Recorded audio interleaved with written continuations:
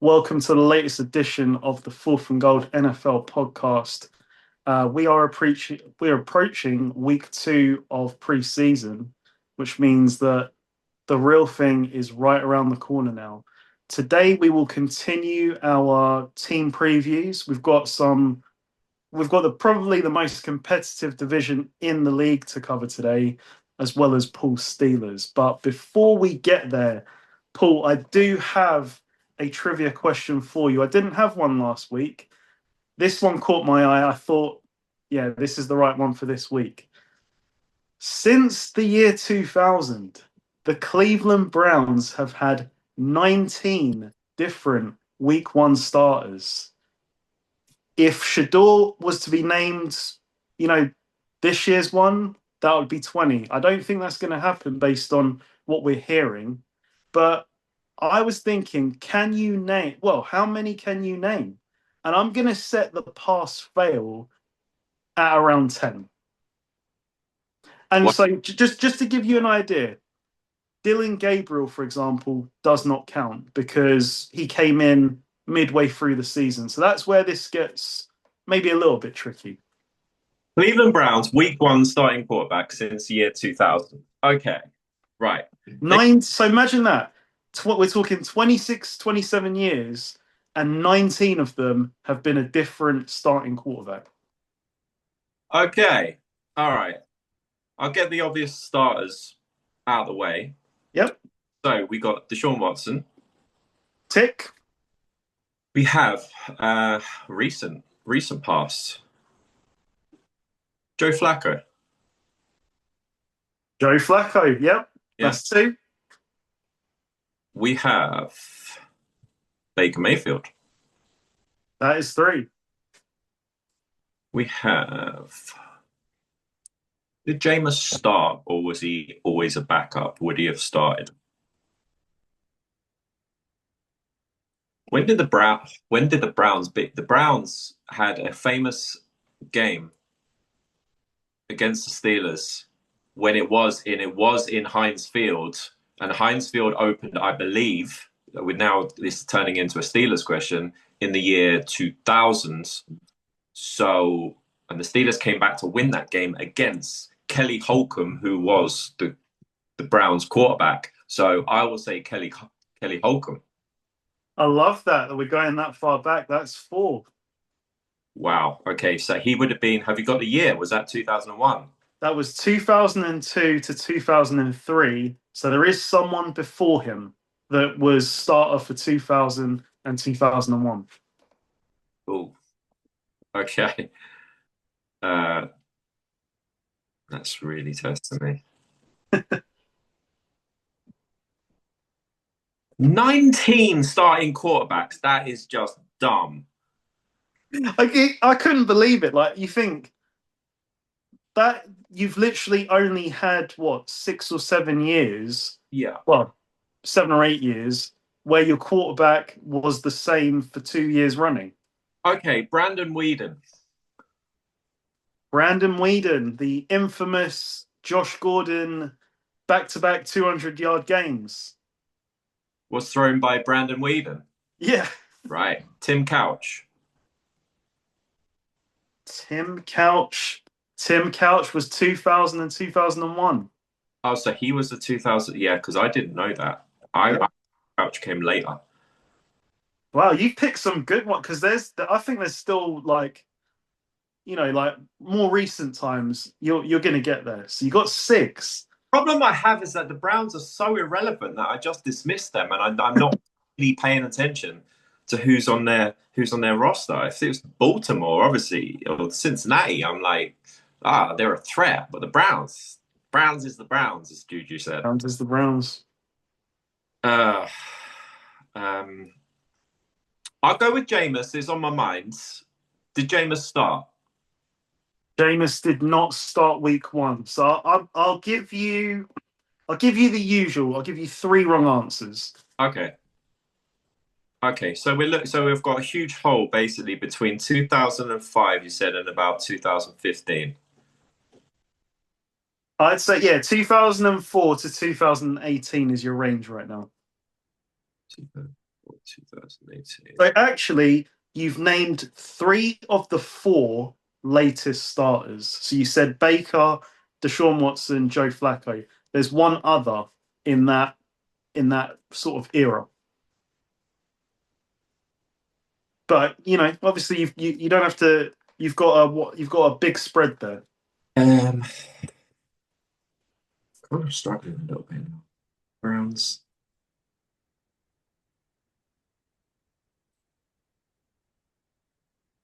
Hmm. How many are rookies? Ooh. How many are rookies? I would say You know the names of the people, like without reading them off the list. Like, were they rookie quarterbacks? I know the last 12, and I don't see a rookie there outside of Baker. Okay. Um, Yeah. Oh, maybe one other. Maybe one other.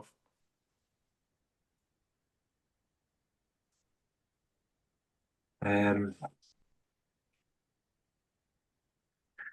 Some funny names on this list, though, I gotta say. yeah, that's the thing.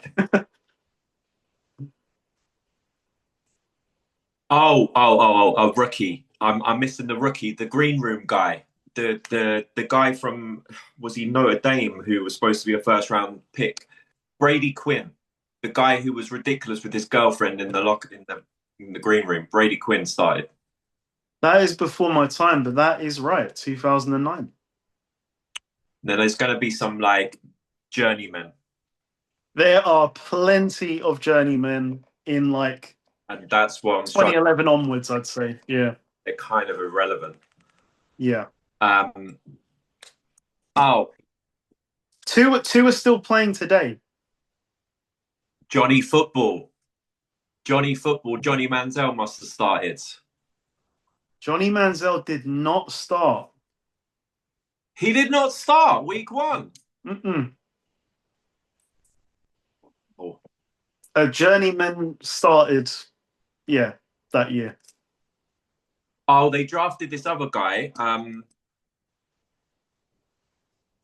What's his name? Deshaun, not Watson, but Deshaun Kaiser, Deshaun Kaiser. Yep, I'll give you that one. It was Deshaun Kaiser who ended up at the Packers. That was 2017. So let's see. All right. You've got 8. You've got 8 with one wrong answer to play with. Our friend Jacoby Brissett has done the tour with the Browns. That was the one that was in the recent pack. Very good. Um, Can you find one more? I think you can. I mean, they are. Yeah, there's one other that is still I'd say he's a backup quarterback right now. I don't think that DTR started week 1. I think he kind of came in to play. So I'm not going to say he's one of the starters because I'm wary of the 3 lives. And I'll give you that. I'll confirm that because he was part of the Deshaun Watson era. Like he was a backup. Yeah, he did come in to play. I know he played. Yeah, we played him at least twice, I believe. But yeah, You're looking at quarterbacks pre-Baker era now. pre-Baker. Yeah.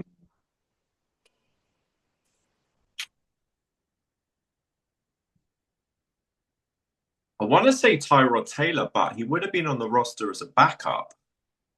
So I don't think he would have started week 1. I think he would have come in as a player. I'll go with it, Tyrod Taylor. Tyrod Taylor, Tyrod, number 10. Okay, well done. go on, Tyrod. I remember that team. That was the classic. Like we don't have a quarterback, but we've got a safe pair of hands in Tyrod Taylor. But hold on, we don't have a team to support him with. They thought that Brian Hoyer would be a starter when he left the Patriots. He must have started. He did, 2014. So I think he started when Manziel was drafted. I still can't believe Johnny Manziel wasn't a week one starter. They drafted him in the first round. Obviously, he didn't last long in the NFL, but he was not a week one starter. Josh McCown was on the Browns. He must have started. He was after Brian Hoyer. Very good. So we're up to 12. We're up to 12. This is good going. So I would say that you've got everyone like from the point at which Brandon Weeden was the starter to Flacco, apart from one. Hold on. 2016. But everyone Flacco from Flacco backwards. Flacco backwards to Weeden. There's one guy, 2016, that you don't have. Weeden was around 2012. 2012. Yeah. So I've got everyone from Flacco was what, 2022? 2025. Oh, wow. Yeah. But he had two spells on the Browns. He wasn't the starter. I think he was a backup for Deshaun Watson, 2023.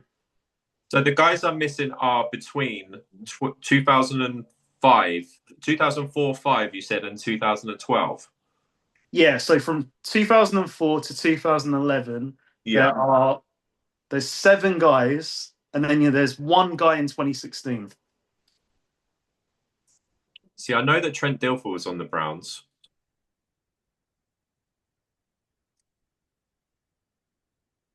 But he was at the... Charlie Fry started for the Browns. Charlie Fry started. And then Brady Quinn came after Charlie Fry. There was one guy in between those two. There was that guy who played for the Cardinals.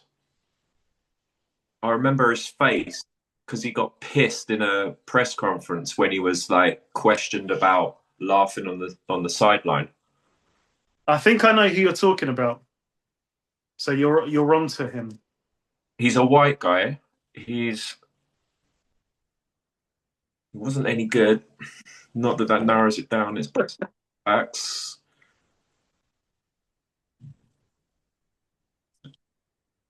Derek Anderson. Derek Anderson. Yep.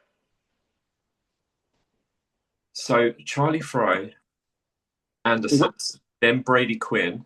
So that there's 2 guys between Brady Quinn and Brandon Weeden, and then there's 2 guys between Kelly Holcomb and Charlie Fry.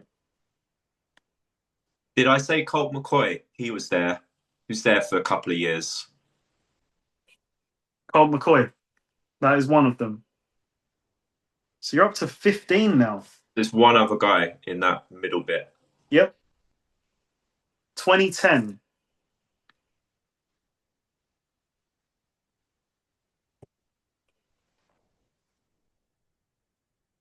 Did Seneca Wallace start? Did not. No. That's who I thought was that period, 2010. Because you've done so well, I will give you 1 extra life. I don't know who was the Browns quarterback 2010. So give me the years that I've got remaining because I have no clue who was 2010. That guy that I'm missing if it's not Seneca Wallace. You got 2016. Yeah. 2010, as we know. 2004, 2005.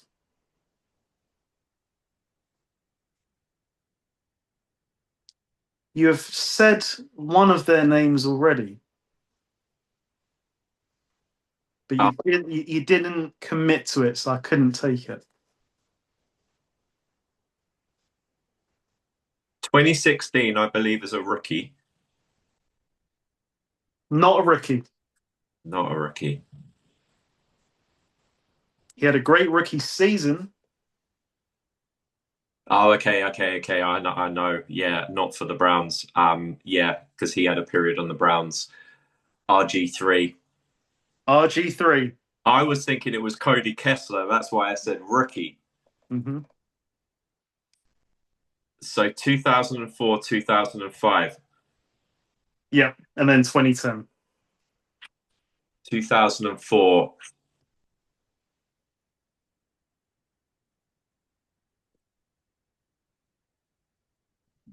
How far did you say I got? You said one person's name, but you didn't commit to. You were like, nah, not him. Kelly Holcomb went up until, what did you say, 2004? 2003. So they had a guy in 2004 and a guy in 2005.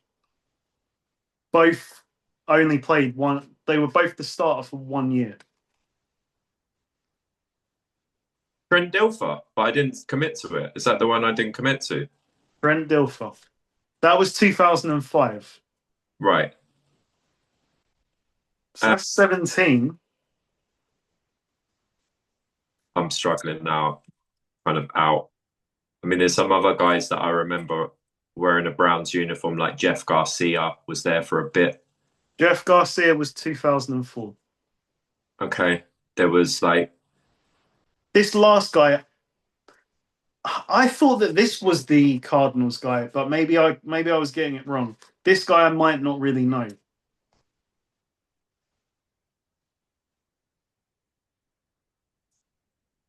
you're saying you remember him as a Cardinal?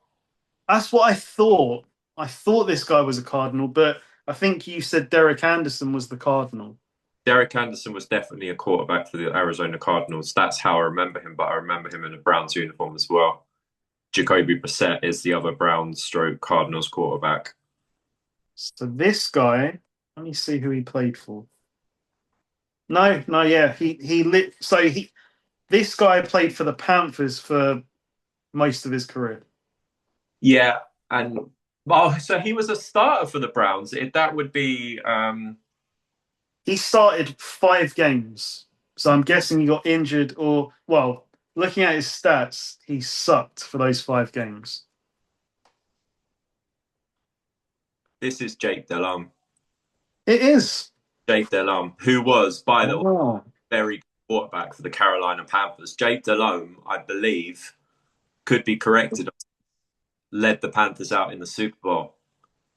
Yes, he did that. Oh, I Yeah, knew I recognized that name. I knew yeah. I recognized that name. He was a very good quarterback.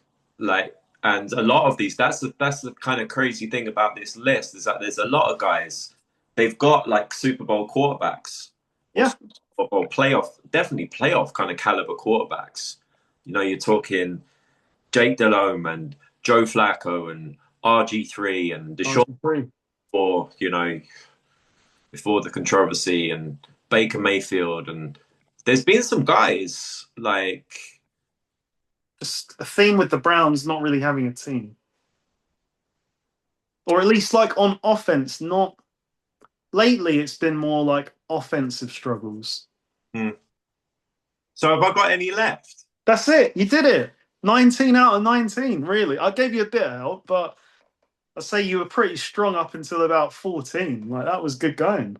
Well, the thing that benefits me is obviously the Browns are in my division. I don't really pay a great deal of attention, but I knew I had a start with Kelly Holcomb, and then that led me into kind of your like Brady Quinn. So I had the middle bit that I was struggling with from Kelly Holcomb to Brady Quinn.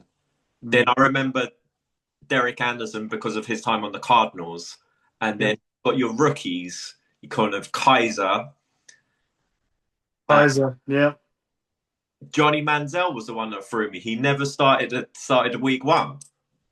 Makes you wonder, like, actually, how many quarterbacks have actually played if, like, across 26 years, they've had 19 different week one starters.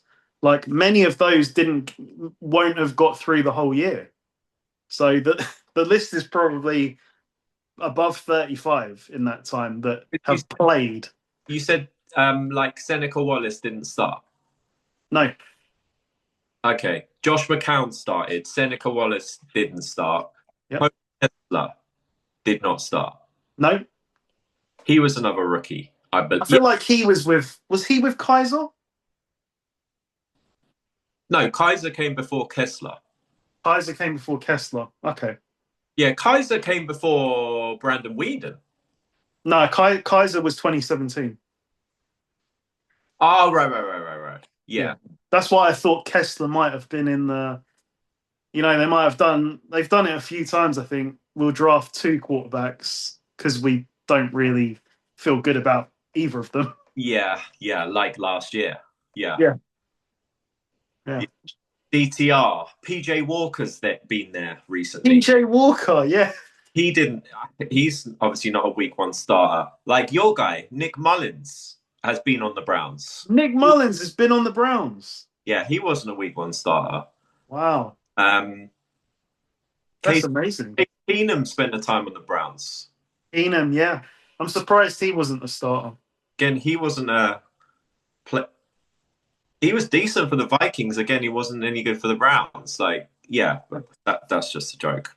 That's just a joke. And you could do the same thing, and you could just compare. If you did the same thing with Packers starting quarterbacks, okay, It's what, a list of three? this will be short, so it's far. Okay. Yep. We're done. Yeah. Done. And that even goes further back because Favre would have been there since what, 92, 93? Wow. Approx. Might be slightly later. Yeah, because then Rodgers came in at what, 2005? Yeah, Yeah. probably. Yeah. That was your next 15, 16 years, and then Love came in. Yeah. Yeah. It's just, but yeah, there's something to be said for consistency and the amount of rookies on that list that didn't either turned out to be trash or were they just not given enough time. Yeah. That were Yeah. they find terrible offensive lines, terrible coaching staffs.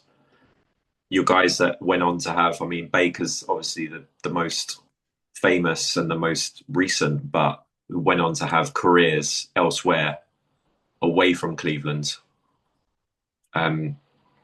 Deshaun Kaiser, not in the No.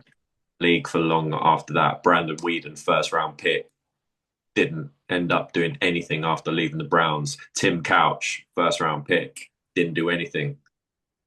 Like, there's a lot of first round quarterbacks in that list. Yep. Wow. Okay. So we'll see. We'll see if that list increases this year. I mean, it sounds like, not to go on with the Browns, but sounds like it might be Deshaun Watson starting, based on who is starting in first team practice this week and who is starting in the quote unquote game. Yeah, and it should be. It should be Deshaun Watson as well. I mean, he's got the biggest upsides of guys still currently on that roster. Yeah, like Shador is a wild ride. He'll do some wow moments and then some not so wow moments that you're like, ah. But yeah. Interesting. One thing we didn't cover last week that I wanted to quickly touch on was the Hall of Fame weekend. Okay. Drew Brees' Hall of Fame speech. I watched it and it was everything I thought it would be, being from Drew Brees. Like, it was very well thought out and it was funny, it was passionate, and it was like delivered with that Drew Brees swag. And if you know, you know, because if you've seen his pre-game speeches, like, he delivered it in that kind of Southern fashion. I know I can't understand this game through a player's eyes, but I feel like the way that Breeze talks about the game, loves the game as a player, is kind of how I feel about the game as a fan. So I just wanted to call that out. If you haven't watched Drew Brees' speech, it's definitely worth a watch. But the reason why I say that, after that weekend, I typically do this every year. I then look at next year, who's eligible. And it is a stacked list this year of first-time eligible. So I thought, let's go through 10 of them. Mm-hmm. Apparently now it is a maximum of 5 that get in, like as in modern era. maybe they let in some older guys or coaches in a different system. But in terms of like the general format, there's 5 places. So I'll be interested to hear what you think, Paul. Let's start off with this one, who I think is a no-brainer. Adrian Peterson. Yeah, I mean, I need to hear the.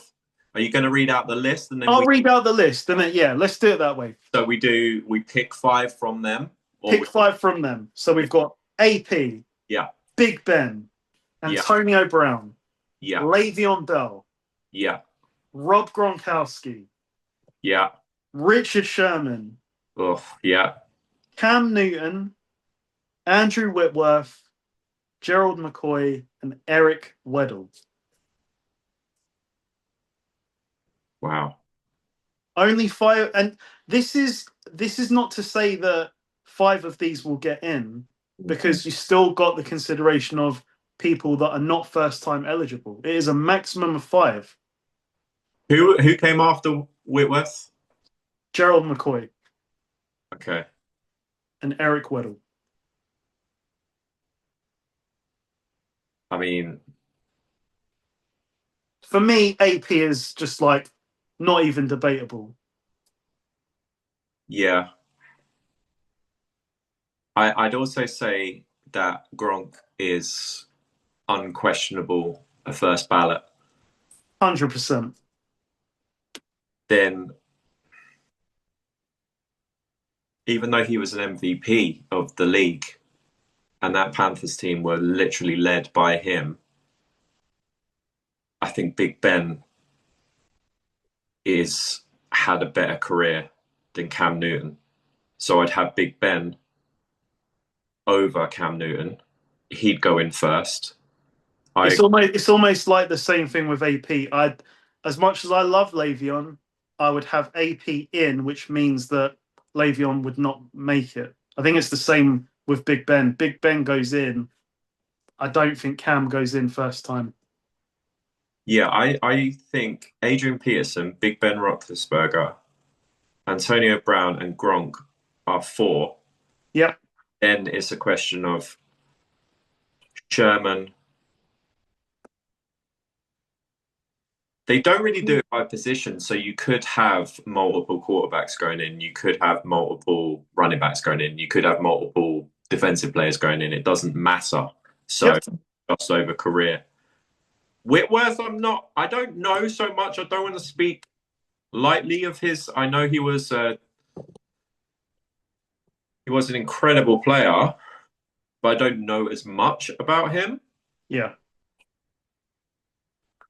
And Eric Weddle, I mean, I'm surprised. I'm surprised he's on this list, to be honest. I thought he was a good safety, but I mean, he seems, I don't want to speak out of turn, but he seems a bit out of place on this list. That is kind of how I feel about Gerald McCoy as well. Not to disrespect him. He had a very good career, but when I kind of look at him against some of these other guys, I'm like, I just don't think your play was quite at that level. Yeah, I agree about Le'Veon, even though his peak was just immense. To me, it's a question between Sherman, Newton, and Whitworth. And I don't know. I can't speak too much about Whitworth. But I think Sherman changed the game. Yeah. So I would, and this is personal choice, I would have Sherman over Cam Newton. But Cam Newton will make it in. Just he was an MVP and he took the Panthers to the Super Bowl. When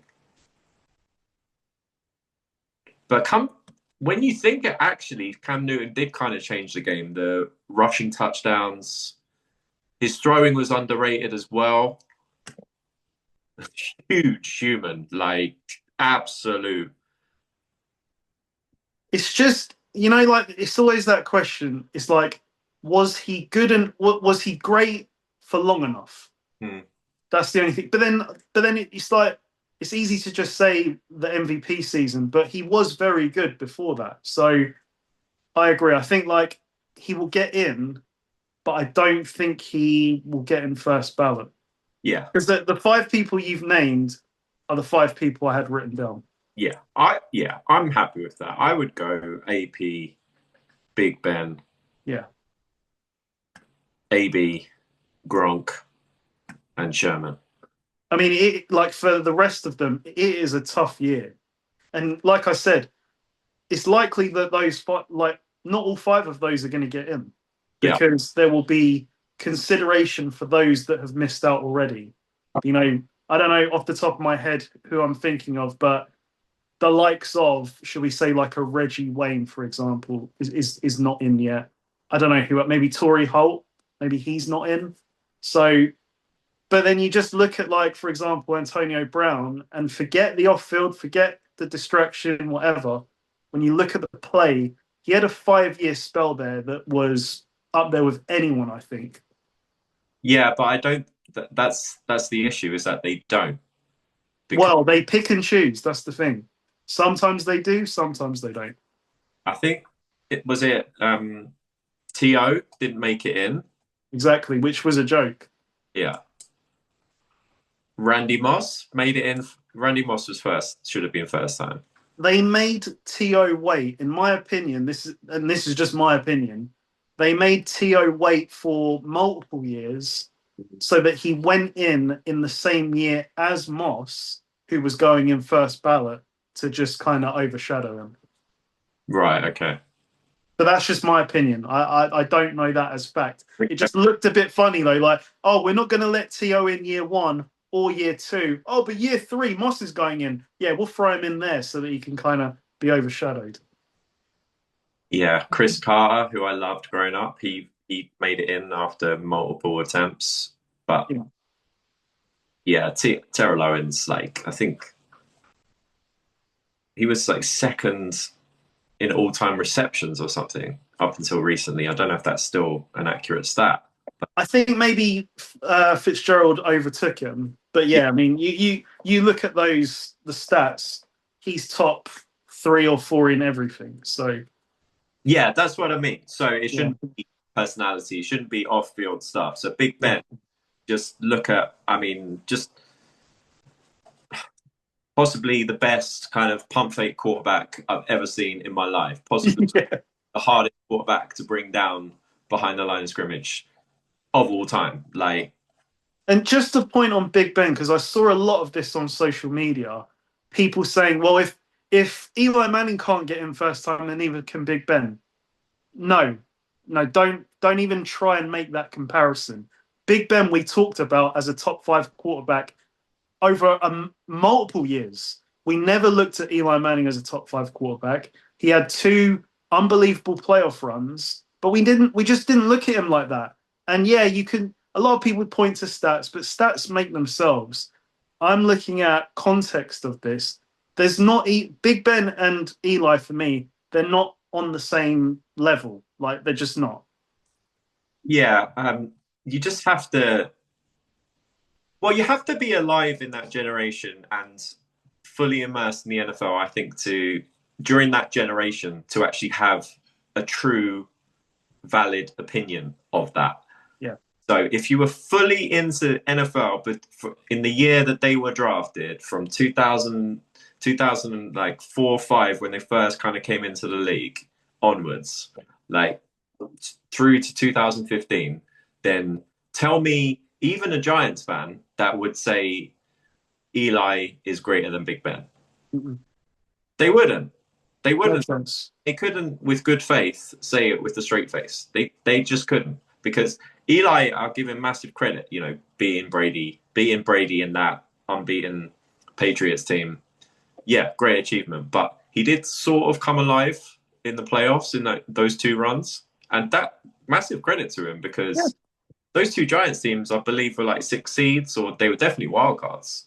They Like, took out and I believe this is right for the second run. They took out the defending champion Packers, who had gone 15-1. So they went in their house and took them out. So yeah, playoff Eli, yeah. And playoff Giants, really. Like, the first one, I think the Cowboys were like 12 or 13 wins, and they went into Dallas and beat the Cowboys. And yeah, they beat the Packers. They beat the Niners. They Remember? beat the Niners. Oh, I don't even want to remember that. The infamous fumble on the punt that set up their field goal. Yeah, but yeah, look, I was following Big Ben's career more closely than Eli, but Eli was, and obviously the Giants were a lesser team than the Steelers during that generation, but for a lot of time, Eli was, there was talk of Eli was going to get benched for multiple years. So then you can forget those talks, and then say, well, he's two-time Super Bowl champion, and Big Ben's two-time Super Bowl champion, therefore equals the same treatment for Hall of Fame. No, no, no. The Hall of Fame is a career. So, yeah, you have to just look at the player and just player. Who would you rather have if you were starting a roster during those periods? And yeah, it's not. I'm a neutral in this, and it's not a debate. Yeah, yeah, but like we said, a lot of this stuff comes down to personalities. Big Ben is not a likable character, even by his own teammates, coaching staff, Yep. people in It the could hurt him. Could hurt him. yeah, It shouldn't, though. It shouldn't, as we've said in previous, like we've talked about with Belichick. Like, I would expect Belichick to go in this year yeah, after all that nonsense. But yeah, like we'll see. Like for Big Ben, and maybe more so. Like I said to you, maybe more so with Big Ben than AB. Really, those things could hurt him. yeah. I think the AB stuff would hurt him more because AB's more recent, and AB obviously spreads the love around the country. Big Ben more isolated Okay. Yeah. to the Steelers, and I think the Big Ben stuff would be talking smack about teammates Yeah. and his podcast, but the AB stuff obviously went to the Raiders, then went to the Bucks, running off the field for the Bucks, like quitting during the game, like throwing his shirt into the fan. Deuces. Yeah, I'm out. the frozen feet thing with the Raiders Oh my god. arriving at the Raiders. What with the helicopter? Oh Um, my god. Yeah. and Gruden, was it Gruden? Yeah, I think it was Gruden. Gruden never got to see AB start a regular season game for the Raiders, despite trading for him Wow. from the Steelers, and he still says that's a regret of his. But I mean, AB just said, "Yeah, like I'm not playing for you." Like very short period after being traded to the team, and yeah, he just kind of turned crazy. And then I think yeah, AB is a bit more national media for the craziness than Big Ben, and Big Ben not so much craziness, just a general like not likable character. But I think that's a bit more isolated to Pittsburgh. I think the good thing though is that it is voted by, I believe, mainly the people that are in the Hall of Fame. So on that basis, like for example, Richard Sherman, he and I don't think that this is obviously not correct, but that interview he did after the Niners NFC Championship apparently created this narrative that I don't want to use the exact same words, but America thought he was a thug, for example, and it's just like, what are you talking about? Like, I'm a Niners fan, and I watched that, and I was like, you know what, Yeah, you got to give it to him because, as I've said previous, Sherman doesn't start fights, but in those days he was ending them. Like Crabtree was talking a lot of smack before the game, and he didn't respond to it until he delivered on the field. So I hope that those things don't come into play because, yeah, to me, AP certainly no brainer, but really Big Ben and AB are no brainers either. Like they've had unbelievable careers. And as I said, with particularly with AB, that 5 year run he had with the Steelers, you could put it up with any receiver in the NFL. Oh yeah, yeah. AB, yeah. The we never questioned the play. No. The only reason he didn't finish his career on the Steelers was that he was a complete nutcase. Yeah, So, and as so transpired when he left, and as I it said, all came out. spread the word around the NFL. But this conspiracy theories about AB would be, the CTE and the hit from Burfict, and was he because yeah, That was a devastating hit. It really was. yeah, there were rumors that he was a bit difficult before that, but he really kind of came out of his shell after that.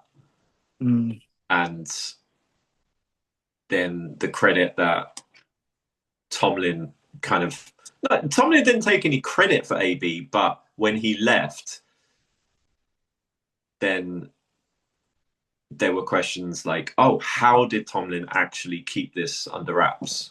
Yeah, exactly. Exactly. On earth? Because do you remember, there was crazy talk about what the Steelers are accepting that for AB from the Raiders? Like, that's a really low asking price. So But he was actually traded. Got it. Okay. yeah, he was traded. Wow. He was traded, and the talk was that the Raiders were getting a steal. There was a little bit of talk coming out about AB being crazy, refusing to play and showing signs on the sidelines. But Yeah, like his last season, he was on the sideline in the final game in like a fur coat. I remember that yeah, when he could have played, but but not fully. He wasn't fully AB. No, no. he wasn't fully. At least it wasn't national media news that AB was a complete nutcase. Maybe Pittsburgh's not New York, so maybe a bit of that came into it. And the Pittsburgh media is probably a little bit more team friendly than the New York media, or maybe even the LA media. There's more people employed in New York, sure, than there are in Pittsburgh. And if you hear Pittsburgh kind of sports media, they're a little bit more on the side of the team. Yeah, The Giants and the Jets will they're not on their side. they will say what they think. Yeah, Good, bad, indifferent. But yeah, those guys, I think AP, Big Ben, AB, Gronk are without question. But I love Cam Newton. I think he should be a Hall of Famer. He did kind of, I wouldn't say change the game, but pave the way for a different kind of style of quarterback coming in. yeah, After Cam Newton came a little later than Michael Vick, but Michael Vick really paved the way for that running kind of style of quarterback and now Lamar, Josh Allen, it's taken on, it's become like, oh, the quarterback's got to be able to move. But with Cam Newton, no, the quarterback's a weapon. The quarterback down at the goal line is a weapon. if he was a physical runner, that's the thing. Like when I say physical, not like aggressive runner, but his build, like he was a big quarterback that was able to run and run through people if needed. Yeah, and yeah, with Cam Newton, because people would say this, and it's going to come up. Cam Newton's eligible for Hall of Fame, and it will be, oh, he didn't dive on the ball when he fumbled in the Super Bowl. It's like, yeah, but come on, the game was kind of not out of hand, but they were trailing anyway, and There were 2 scores down at that point. He regrets it, like he wishes he had done something different, but the way that game had gone, it wasn't going to change the result. yeah, and there's also something I think to be said that he elevated Carolina, who are not, they're not the Dallas Cowboys, the Green Bay Packers. They're not a huge brand. He took the Carolina Panthers, like fairly recent expansion team, to the Super Bowl. He made the Panthers really relevant. They were the number one offense that year. And please tell me, like, okay, I'm not going to disrespect Greg Olson, great tight end there, but the other guys were just kind of guys like Jonathan Stewart, running back, solid. Ted Ginn Jr., a bit up and down as a receiver. Did they maybe they had Kelvin Benjamin, or maybe he was drafted after that? But you know, Cam, like that was an incredible year that he had to be MVP and take them there.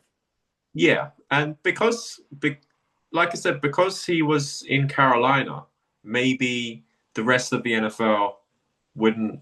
He's not as might not get as much credit as Adrian Peterson or Yeah. Ben Roethlisberger, or if the guy was playing in New York. Like, but yeah, I think Cam Newton should. I think it'll be close between Cam Newton and Sherman, because Sherman, how much position weight they put into it, because he was a corner. Yeah, and he's tied to the Legion of Boom in a way. Sherman, like, because of his strength, he wasn't targeted in those years. Yeah. And towards the end, obviously he kind of lost his speed, and then he was getting burnt.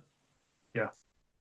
At the end of his career in San Francisco, and yeah, but for that kind of period, the Legion of Boom did change the NFL. Yeah. Yeah, they are iconic and always will be. Right. Yeah. Okay. So we will move on.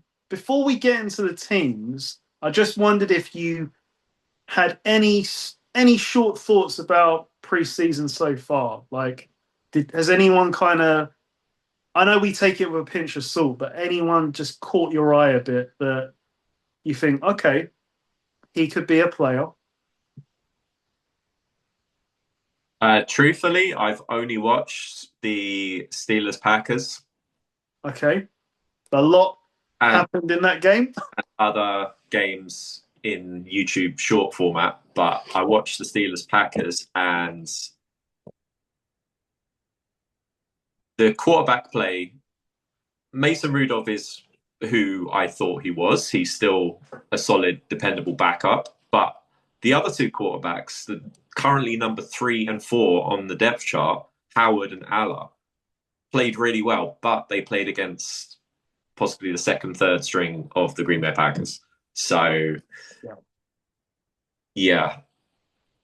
If it were me, I would elevate Howard to backup and Allah to 3, and I would try to trade away Mason Rudolph, because you know who he is. He might come in a couple of games, but you're not trying to be 10-7. You're trying to win a Super Bowl. So you want these guys to have playing time, have practice time with the roster, and they might get rid of one of them, because You can't have four. Can't have 4 quarterbacks. No. We're not the Cleveland Browns. We can't have 4 one of those guys. We know Rudolph's ceiling. We have seen it and hit it on multiple occasions. The others we haven't seen enough. So when we have seen them, and I know I can only speak from personal experience, when I've seen them in the preseason, I'm like, okay, could have something. Drew Aller looked impressive. So I want to see more. Yeah. I just feel it would be a shame. I like the returner, Widgen, can't say his name, but the returner. Loved him. Like, that touchdown he scored, like, he made 2 or 3 cuts there where, like, there was separation. I know that he's not playing starters, but I was like, he made that look very easy. Yeah, the way he accelerated through, I didn't even think it was a gap in the defense. He just accelerated through and just took off. He didn't make anything happen in the return game, but from the looks of it, he's going to be starting on kick return. So yes, yep. Yeah, and so I'm excited for a couple of players on the Steelers offense, and the Packers, they want a great deal to be excited about from the Green Bay Packers. But look, we I don't really take much out of the preseason. Yeah. I mean, the obvious one for me is obviously Stribling. He has definitely shown, like, what I look for in preseason is what can you do? And the way that Shanahan used Stribling was interesting. Like, he was thrown all over the field in motions, in the slot, on the outside, deep balls, hitches. I think they tried to run a few jet sweeps with him. I'm interested. I Yeah. guess when I've watched these two games, though, I kind of like have thought to myself, wow, like he's had so much volume. It's preseason. Like, do we need to give him like 15 targets? Is this why we keep having injuries? Because, we're just overusing people. Like, for me, I'm like, when we get to week 3, maybe let's just like calm it down with Stribling because season hasn't even begun. And another big story, I didn't watch their game around the NFL, was that Jeremiah Love's hurt. Yeah. High ankle sprain, I think it is. Yeah, he touched the ball 17 times and got hurt. And I mean, that's, they probably want him to touch the ball in the regular season like 30 times a game. So that's fine in terms of workload, but it's in the preseason. That's what people are going to get at the Cardinals about. Like, what are you doing? It's the preseason. Yeah.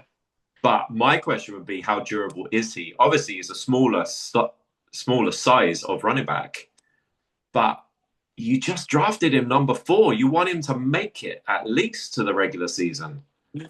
So I mean, if he gets hurt, like that's my thing. If he gets hurt week 1, don't care. Week 1, week 10, after touching the ball 20, 25 times, fine. But people are obviously going to bash you if he touches the ball 17 times in the preseason and he gets hurt. yeah. And you drafted him number 4. And you're the Cardinals. Like, Yeah. you don't have many superstars. What I would say about Love, at least, very small sample size preseason, I know, it's exactly what I thought it would be from him. He's not breaking tackles, but if you get him in open space, my goodness, does he take it quickly? Like, he eats that 10 yards in front, he's going to take it in a second. But the moment that he's getting tackled by NFL level linebackers, he's not going to break a lot of tackles, I don't think, because he isn't that type of back. Like, it's going to be, oh, there's 5 yards, tackle, he's down. Yeah. But if it's 20 yards, he's going to take that from you in an instant. He does look like he has amazing balance, and yeah, he will be. I think he will be very good. I think I agree with you. If he gets hit and hit clean, that's a problem. But if he can just use his elusiveness, if he makes it through the first line of the defense, then it's a problem. Yeah, But yeah. yeah, needs they just need to do a really good job of taking care of him. I could actually see him being more devastating through kind of the screen game because they ran a couple where like it was like an angle route screen where he ran to the outside, but then he came back in. It didn't really work, but I could see it working, if that makes sense. Like, if that play works and like say the defense is blitzing and they get you, oh my goodness, like that will be like a 70-yard play. Yeah. But But yeah, can he get there? Like, can we get him to the season healthy? he's a very exciting player. Yeah. And despite him being on the Cardinals, I'm excited to see him in the regular season. And yeah, like his tape at Notre Dame is a joke. So yeah, I really want to see him in the regular season against NFL teams because that's the level. That's what you're here for. That's why they drafted him. Like, look, can he take the Cardinals from drafting number 4 overall to well, at least be better, like at least a challenge in your division, which is going to be tough. But Yeah, yeah. yeah, he's a special player. Mm.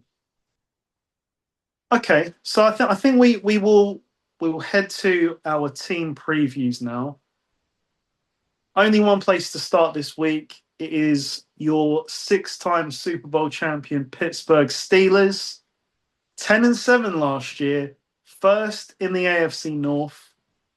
I'll take you through just a few headlines, and then I'm going to hand over to you, Paul. Hired Mike McCarthy as head coach.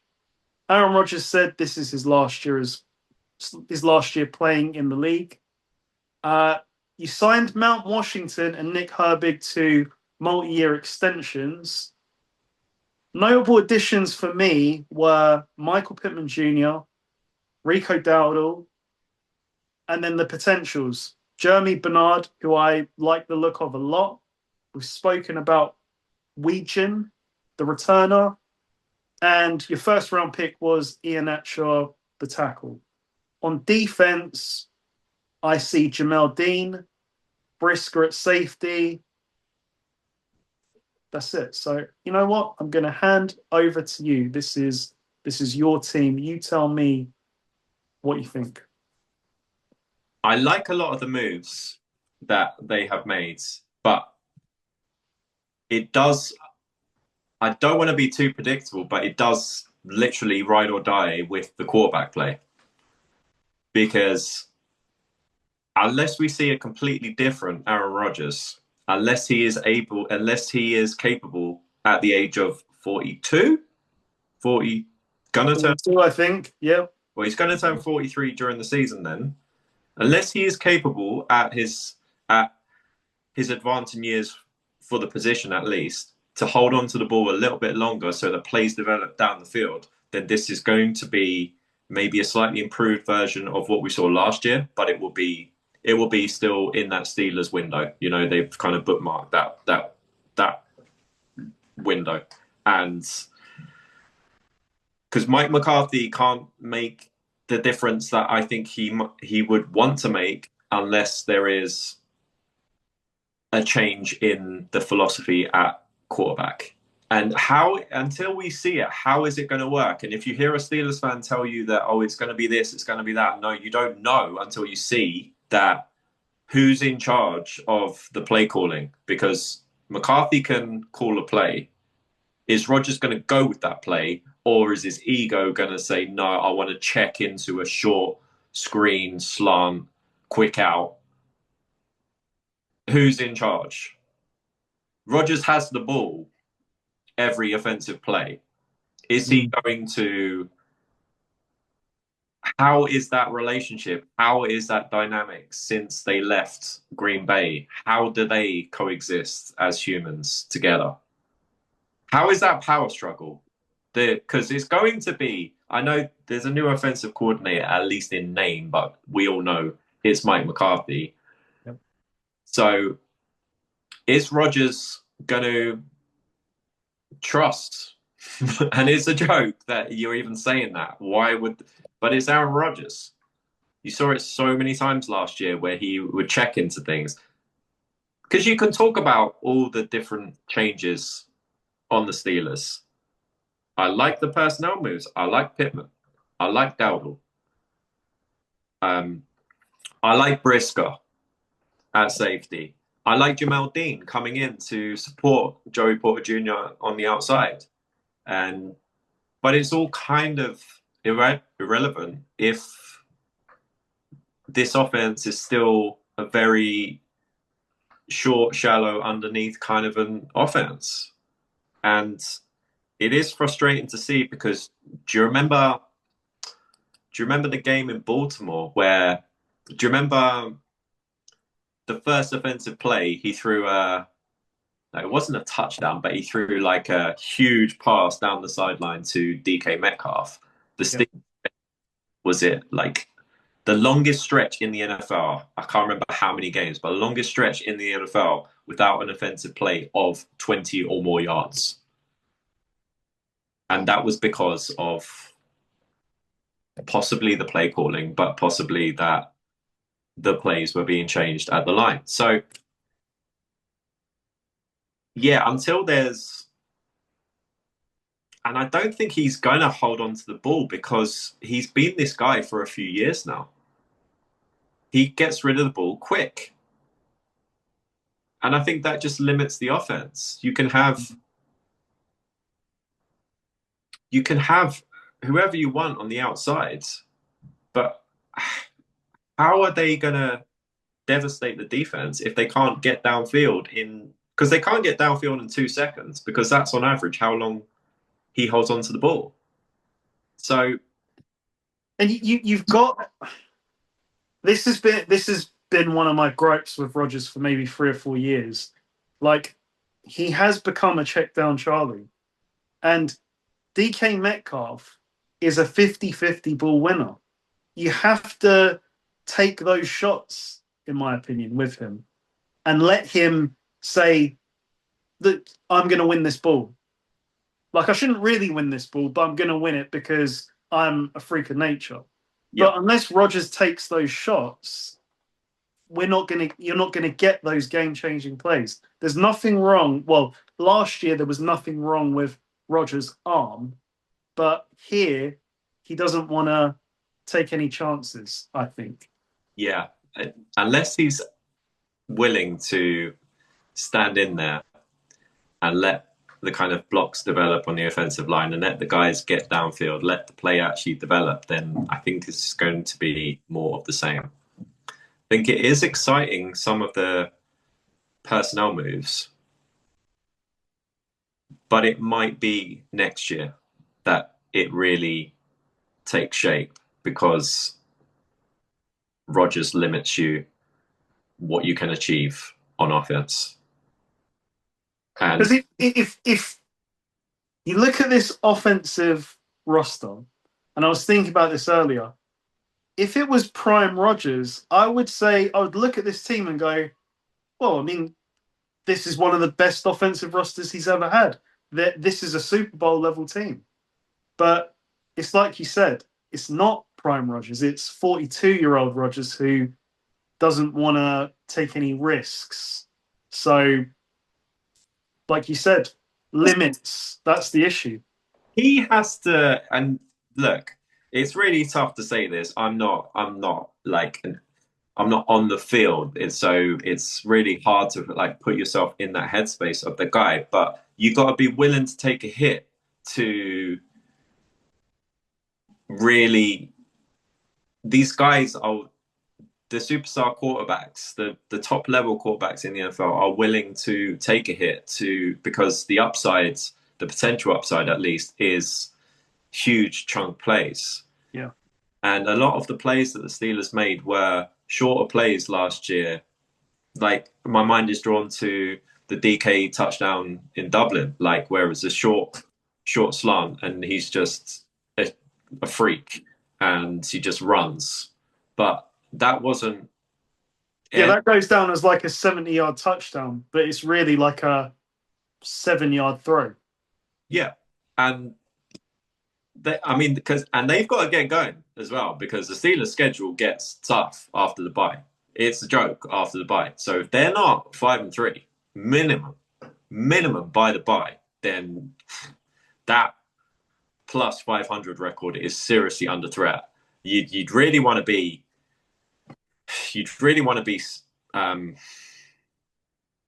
6-2 going into the bye because you come out of the bye and I think it's Ravens, Broncos, Eagles, Ravens again, Texans, Jaguars.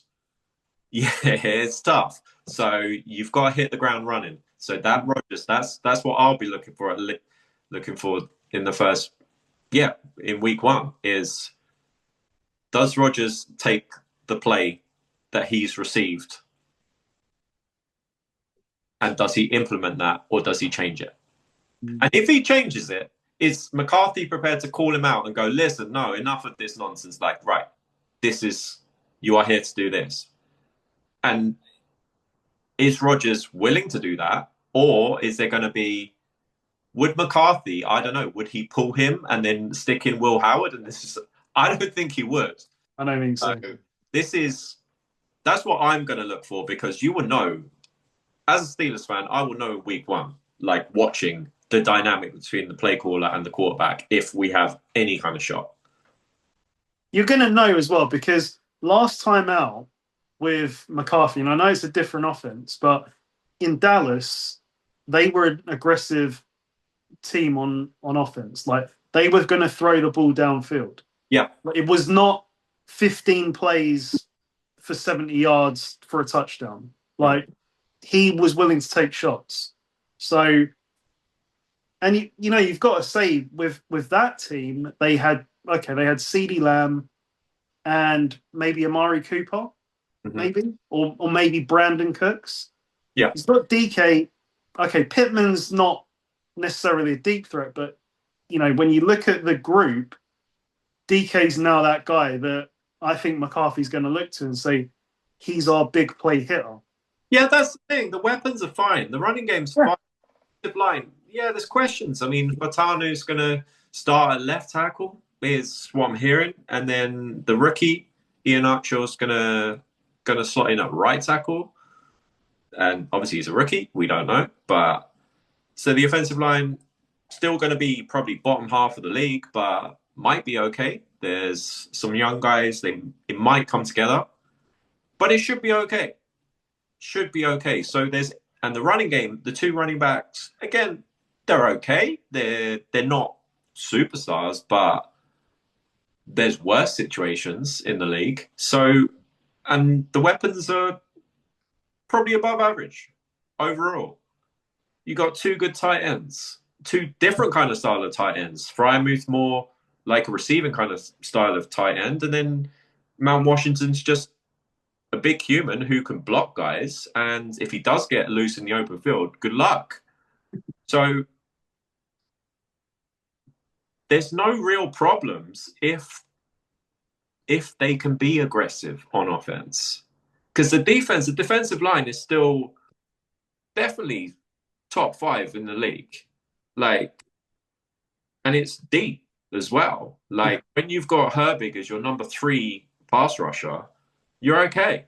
When you've got Benton and Hayward and Harmon in the middle of the defensive line, you're okay. So the defensive line can cause chaos. Linebacker, not so much. Patrick Queen, that was way too much money to pay Patrick Queen. The corners, the secondary, Jalen Ramsey can now freelance because you've got 2 safeties. You've got Elliott and you've got Brisker. So Jalen Ramsey can be a true freelancer and make plays, because you've got you've got 2 corners, you've got your starters, you've got 2 corners, 2 safeties, and then Jalen Ramsey can be like, okay, go and locate the football, Jalen. You're fine. Yes. He can line up anywhere, provided everyone's healthy. So the defense is quite exciting. We've also got a new defensive coordinator, but he's come from the Raiders. And is it Patrick Graham? Yeah. Okay. Yeah, I don't know a great deal about him. He doesn't blitz a lot, but when he blitzes, he kind of is, everybody comes.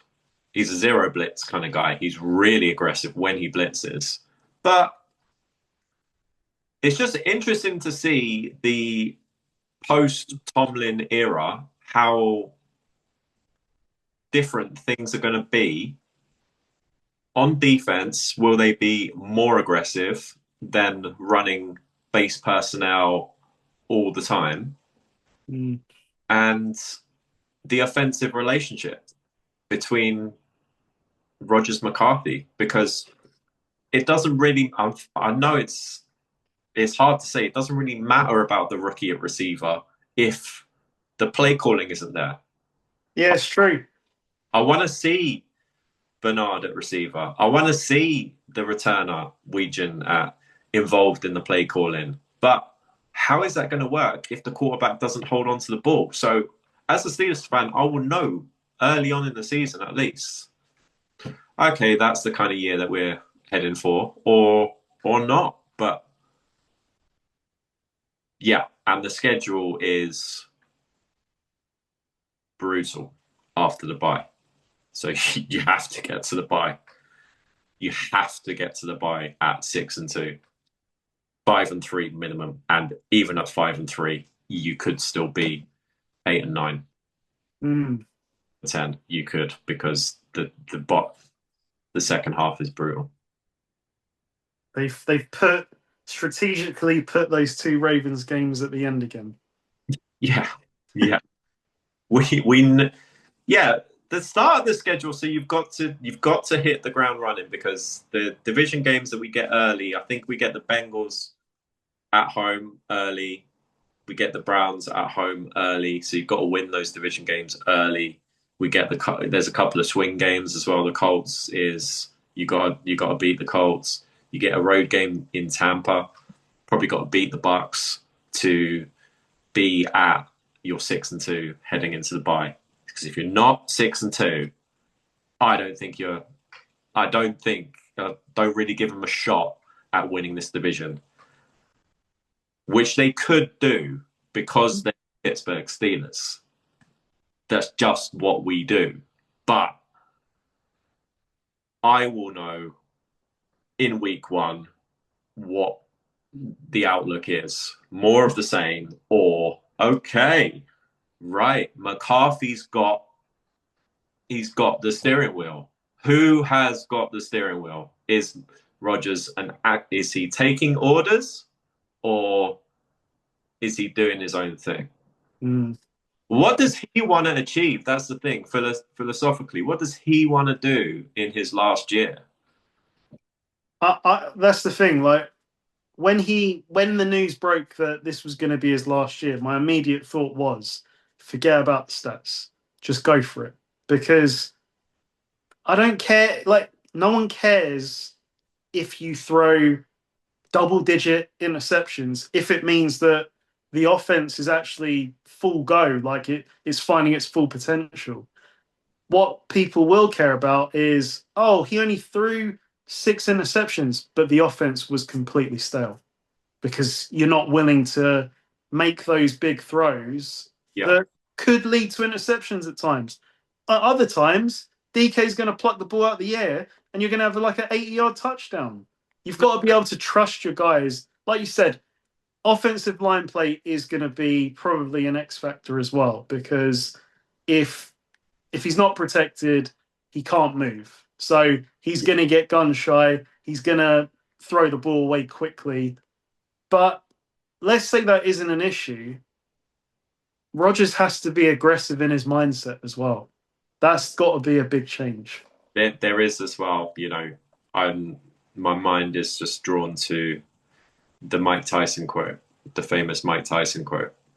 Even if he does have that intention, everybody has a plan until they get punched in the mouth. Yeah. So Rodgers can go into the season being, okay, boss, this is what we're doing. And he's fully cooperative and, yeah, we're going to do this and going to do this.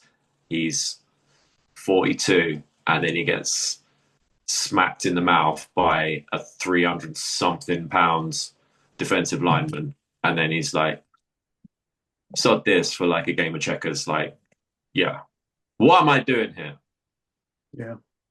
So Hope. you, That's the only hope. you Like that he doesn't do that. can't, he's still playing at this age, so credit to him, but it probably limits the Steelers and the ceiling that they have.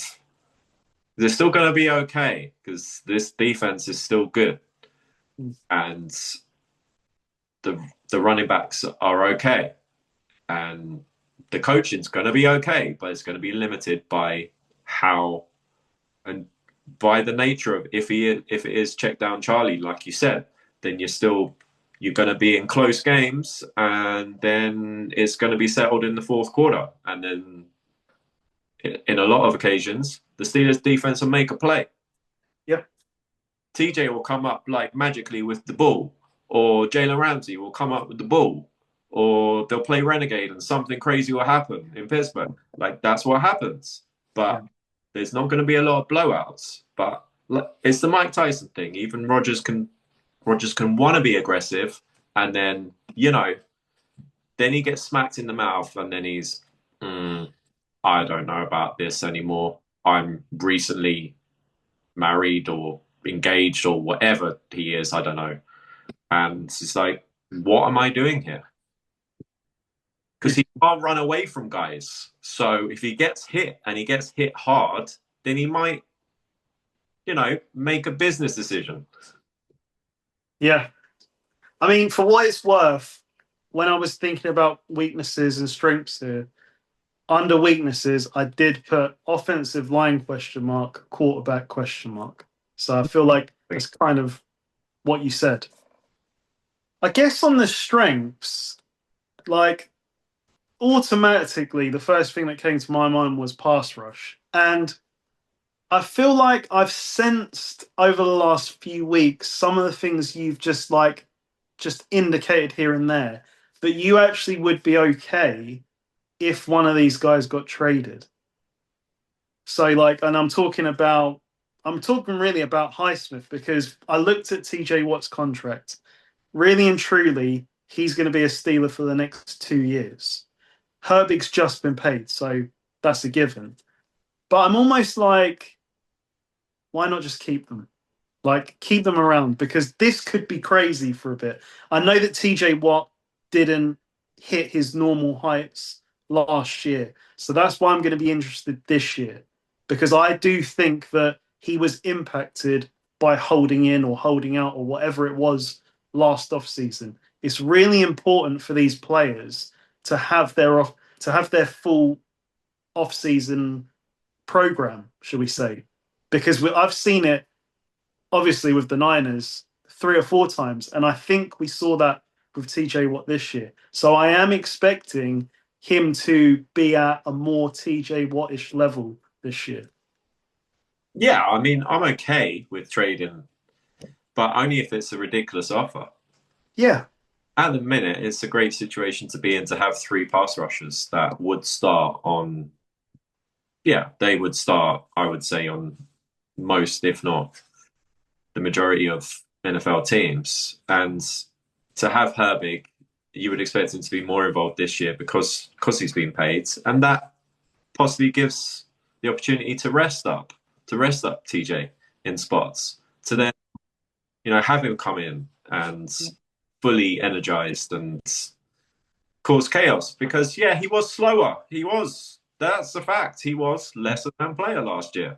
But he's still TJ Watt. So he's still, if these guys are productive, then you are going to have somebody who's going to possibly trade for one of them. I think this year will be telling on TJ because I'm gonna, based on what I've seen from him, I'm gonna say it was sitting out of most of the off season last year. I think he'll return to form this year. But if he doesn't, that's when it will be like, oh, okay, he's on the downturn now. I'm gonna just make a prediction that it's not that. I think that the off-season disruption affected him. Mm-hmm. Yeah. Yeah, that's fair. We'll wait and see with TJ. Yeah. But yeah, this defensive line, even now, if TJ is on the downturn, then yeah, Highsmith, Herbig, and the guys in the middle, Hayward still, I don't know how Hayward is doing it.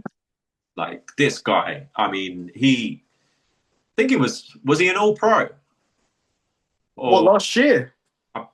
He might have been an all-pro. I know he was a pro bowler. I don't know if he was an all-pro, but he might have been like a second or third team all-pro. I don't remember the second. He's mid-30s and he's huge and he just causes chaos in the middle because of just and the leadership that he provides, like to these guys, Benton and Harmon's still got to come on, and Harmon showed. Yeah. So Harmon's like heading into what is year 2, so he could like take over from Hayward, and great person to learn from. Hayward was second team all pro last year and first team all pro the year before. Yeah, at age 35, 36. He's 37 now, yeah. 7, damn. So, yeah. And Cam Hayward's still there and just I wouldn't question Cam Hayward. If he's on the roster, he's still going to be productive. But yeah, that's the thing. I will know with the Steelers week one where if, and I really hope it is like the ceiling is high that we can be aggressive. But Yeah. even not, then the future, Mike McCarthy, quarterback coach, can we get a quarterback or do we have the quarterback on the roster now that he can develop? Because I really like these weapons. I really do. Particularly, and I know I'm not going to fall into the trap of one preseason game, but I really like Bernard. I think that is the perfect kind of different receiver to have when you've got DK and Pittman on the outside. He's gonna separate in small spaces by the looks of things. I really do like the look of him. Yeah, yeah. But I will say that it's week one. That game, Atlanta coming to town. If Oh wow! Is that at Pittsburgh? Okay. home, if well, the first thing is that has to be a win with the state of the schedule after the bye. So that has to be a win. So we have to be 1-0. With the state of the Falcons as well. Like I actually watched their game. They look seriously unprepared, and like Tua looked very bad, shall we say? And the fact that we were talking about the pass rush situation. So Pierce, after last week's pod, got an 8-game suspension. So this is where timing plays into it. Like you're playing the Falcons week one, Pierce is unavailable. But Yep. in week 9, 10, 11, 12, you might find that the Ravens or the Bengals are playing the Falcons and he's back. Those are the kind of like small wins that you hope for. Yeah. So, but I will know. I'm not concerned about playing the Falcons, Right? especially coming to Pittsburgh. But that has to be a win. But more interestingly, what is the offensive philosophy? I will know very early whether we're in for the same kind of stuff or Yeah. oh, okay, this could be interesting this season. Okay, we've got a shot.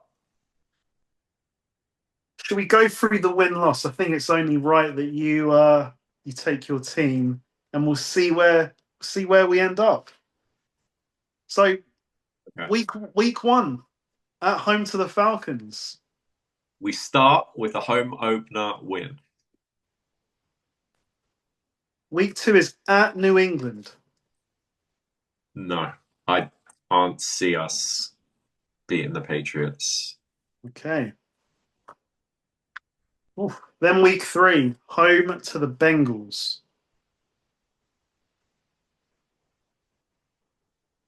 Yeah, we'll win this. Bengals in September.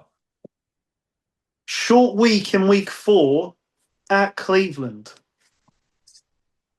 It's a short week. AFC North Division. Is it a Thursday night? It is a Thursday night. Oh, this is brutal. I'm going to say they dropped that. Yeah. Timing's everything. I mean, What happens short week on the road division game?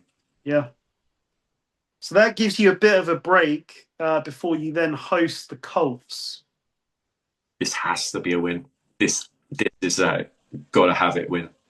Yep. 3-2 at Tampa. Again, this has got to be a win with the state of the schedule after the bye. Okay, 4-2 at home to the Saints. And it's not. It's in Paris, this game. It's in Paris. Okay. The Paris thing makes. I say they win. They win this. They can draw on the experience of last year in Ireland. Yeah. Yeah. I think, well coached team. They'll be prepared being going international. The game before the bye week, the Browns at home. So we get both Browns in first 8 weeks. Yeah, this is a win. It's got to be. Okay, so they've got to the 6-2 you were looking for at the bye. This is where it ramps up at the Bengals. An absolute classic last year. Yeah, I think they drop this and split the Bengals. Burrow will have this offense going by this point in the season if he's healthy. Okay. If he's not, it will be Flacco. And I will run back that 50-1 bet. At the Philadelphia Eagles. Ooh, two back-to-backs. The kind of game they could win, but this is tough. And we always lose in Philadelphia, so I'm going to say that continues and we drop this. Okay. At home to the Broncos. Again, a game they could win with Denver coming to town.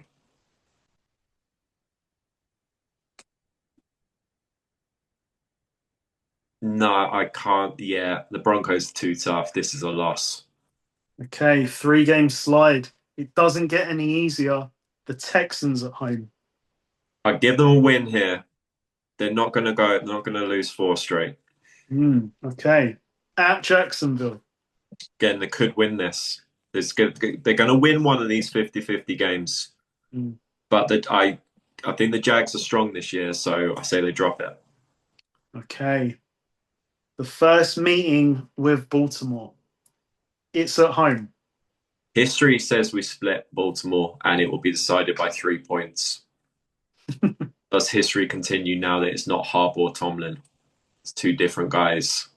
Oh, interesting. I say we beat Baltimore. Lamar's run in Pittsburgh continues. We beat the Ravens at home. Very fair.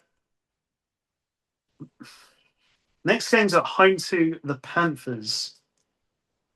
This is a Steelers drop game. They historically drop these kind of games, but with this schedule, they have to win this. Late December. Bryce Young's arm's not terrible, so he could cope with Pittsburgh in December. Said it's in December.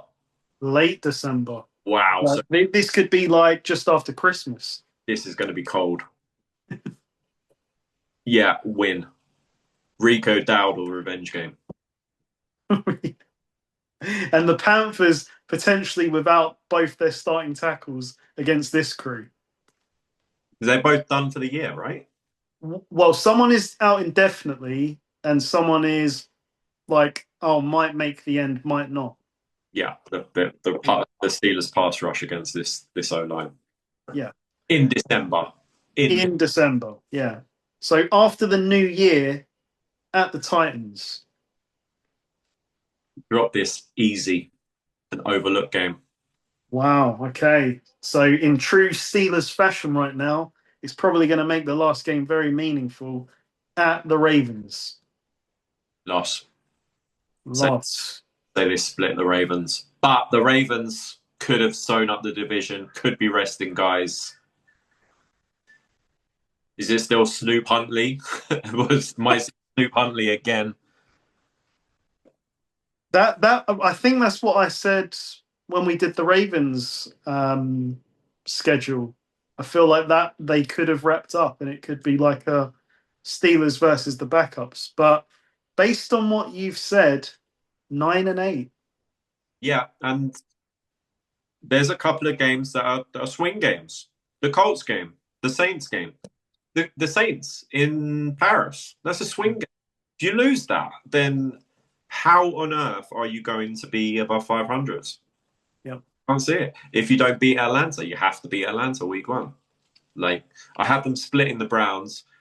If somehow they can beat the Browns in Cleveland Thursday night, but they just don't ever do that. They don't ever. And why on earth do we always play the Browns on a Thursday night? Why? Why do the NFL do this to us? Browns as well. It's like they need to help the Browns as much as possible. Short week on the road, division game. There you go. Good luck. That Titans game, yeah, like that could be crucial. Like that's got to be one where that you don't drop. I Well, they think. dropped that. Like, Yeah, I'm tough on them saying that they do drop that, but then I've got them beating the Panthers. There will be a game that they drop that you go, we what? shouldn't have dropped that. Yeah, exactly. But then this that Broncos at home, I've got them losing. At Jacksonville, got them losing. At Philadelphia, got them losing. They could win two out of those three Mm. because it's the Steelers, but they could lose all three. I've got them losing all three, but then But then you've got them beating the Texans, for example. yeah, but they do always pull out a game where you're like, wow, where did that come from? Especially at home. Especially at home. Like even the Broncos. I know the Broncos looked great last year, great on paper, great so far pre-season. They go to the Steelers, and is that a okay? That's a 425 game. Mm-hmm. Yeah, that's one I could see you winning. But thinking of it, like the Texans absolutely smoked us in the playoffs. Mm. So thinking of it, I should probably have that Texans game as a loss, and then probably the Broncos game as a loss. But then maybe they might go and beat the Jaguars in Florida because be no stadium atmosphere, no real concerns about weather. Yep. They could win that, but I don't think they match up well against the Houston Texans or the Jacksonville Jaguars. Mm. Yeah. Got to beat Tampa on the road. Got to beat Tampa on the road because the schedule is just brutal. It is a brutal schedule. Yep. Yeah, like you said, that early part before the bye is going to be massive. Like Yeah, if you're going to have to come out sort of 6-2, like you said. minimum. Yeah. Ideally 7-1. Yeah. Well, we will see. So the rest of the teams we're going to look at this week, like we've been kind of going from worst to first. Yeah. We're actually looking at all of the teams in the NFC North. And for my money, it probably is the most competitive division in the NFL right now. Yeah. Especially when you think that the Detroit Lions finished fourth, last in this division. And with the array of talent that they've got, that is quite surprising. But it speaks to the division. So that's where we're starting. The Detroit Lions, 9-8 last year. This is year 6 for Dan Campbell as head coach, and also year 6 for Jared Goff as quarterback. They have been tied at the hip. That's gone. It's 6 years since the bye. We're gonna. This is year 6. Yeah, Year 6. crazy, isn't it? Wow. They made the no-brainer decision to extend Jahmyr Gibbs, making him highest paid running back based on new money average. Notable additions. So with their first round pick, they took a right tackle, Blake Miller. I don't know him. We'll have to see. Isaiah Pacheco is going to be the new backup for Jahmyr Gibbs with Big Dave leaving. Josh Dobbs is their new backup quarterback, and they brought in Greg Dortch from the Cardinals, who is he's a speedster type of receiver. Yeah. When I look at the defense, I didn't see any notable additions, which is concerning, I think, because when I look at their team, all their major strengths to me, well, the strength of this team and whether this team is going to win or lose is going to be based on their offense mostly, because that's what drives the ship. Defensively, they've got a superstar pass rusher, but you look at the rest of the line and you say, ooh, who are these guys? They've got a promising middle linebacker in Jack Campbell. And then you look at the secondary and you say, well, they've got 2 safeties they really like. Brian Branch coming back off an injury. But at corner, again, I'm like, ooh, I don't like this. So to me, they've really got to win through their offense and try and get some more help where they can on defense, I think. Because when you look at this offense, I mean, I'd have to really assess every team, but I don't know if there is a more stacked group than this lot because their offensive line is one of the best in the league still. You know, they've got Penei Sewell, amazing. They've got Routledge at guard. I think he's very good. We'll see with the new right tackle, but the weapons they've got Amon-Ra St. Brown, Jameson Williams, Laporta, Gibbs, even the new receiver that they will use more this year in Tesla. Like, has he actually made a regular catch? Because all I see is him making just spectacular catches. And he only gets a few touches. So I think we're going to see more of him this year. But my main question really is on defense. Can they? It's a lot on Hutchinson's plate. Like, he's amazing, but are they going to be able to consistently rush the passer? And if you look at corner, are they going to be able to cover? Those are my concerns with this team. Just to pick you up on the offensive line, it's from what I saw anyway, it's not. I know you think Lions' offensive line is like top, it's elite, and it has been, but it's on the way down now recently. They lost the center, Ragnar. Ragnar retired, right? So there's a new That was midway through the year, wasn't it? yeah, so they lost. Yeah. I agree with you about the guard. He looks good. Is the right tackle any good? He's a rookie. We don't know. Yeah. Penei Sewell is moving to left tackle from right tackle because they don't want to start the rookie. They've drafted the rookie to start a right tackle. So Penei Sewell's a stud, but is he the same at left tackle? Probably. But it is Fair question, though. Fair question. and it is, it's the opposite footwork. It's the opposite. Everything's opposite on the other side. So that offense, and if there's a slight question at the offense with the offensive line, Jared Goff does not move. He's not Lamar Jackson back there, and makes mistakes when he's rattled, as we've seen throughout his career. So historically, we would think Lions, they're going to dominate up front. Maybe not. Maybe not like they used to. So we'll see. And if they don't, then this offense, because you can only dominate as much if the offense as does the offensive line hold up. And I think losing Montgomery, Pacheco is a downgrade to Montgomery. I agree with you though about Tesla. I think he's exciting. He's going to be more involved, I think. But for me, the Lions just revolves around the offensive line. Can they kind of hold up for long enough?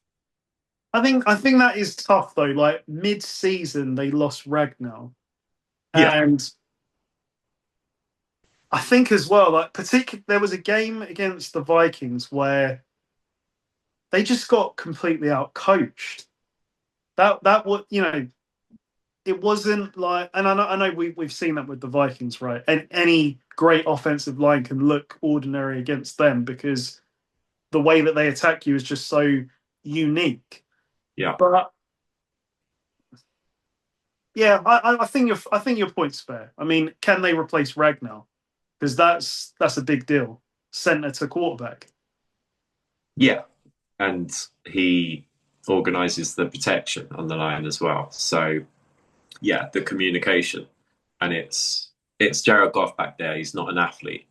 Yeah. And obviously the offensive line needs to dominate for Gibbs to dominate. And Gibbs has been this guy and has been paid with an elite offensive line.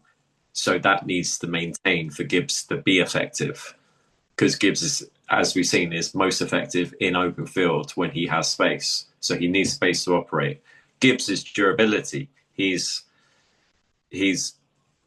took over. He did take over from David Montgomery, but having a full workload because they're not going to trust Pacheco as much as they did Montgomery, new No. system. So how is Gibbs' durability? It's been great so far, time in the league, but how is that going to hold up throughout a season? And And he is the key to this offense because again, I looked at last season, and when he doesn't go off, they generally lose. yeah, but this is a superstar roster in terms of just the guys in certain positions should go right, like at receiver, okay, Amon Ra, at tight end, Laporta, at tackle, but he's swapping sides, Penei Sewell, at running back, Jahmyr Gibbs, at middle linebacker, Jack Campbell, at safety, Brian Branch, but he's coming off an Achilles. But then the rest of the guys, I don't love. But the superstars, yeah, you could have them on. If they are all Pro Bowlers, it'd be, yeah, sounds about right. Yep. But for the Lions to be successful, they probably all have to be Pro Bowlers. And the other guys have to just at least not, well, hold up enough for this team to be successful. All I'm hearing with Detroit as well is, oh, easy schedule. You know, the San Francisco, New England thing from last year. Oh, have you seen the Lions schedule? Oh, the Lions don't go 11, 12, 13 wins. It'll be a shock.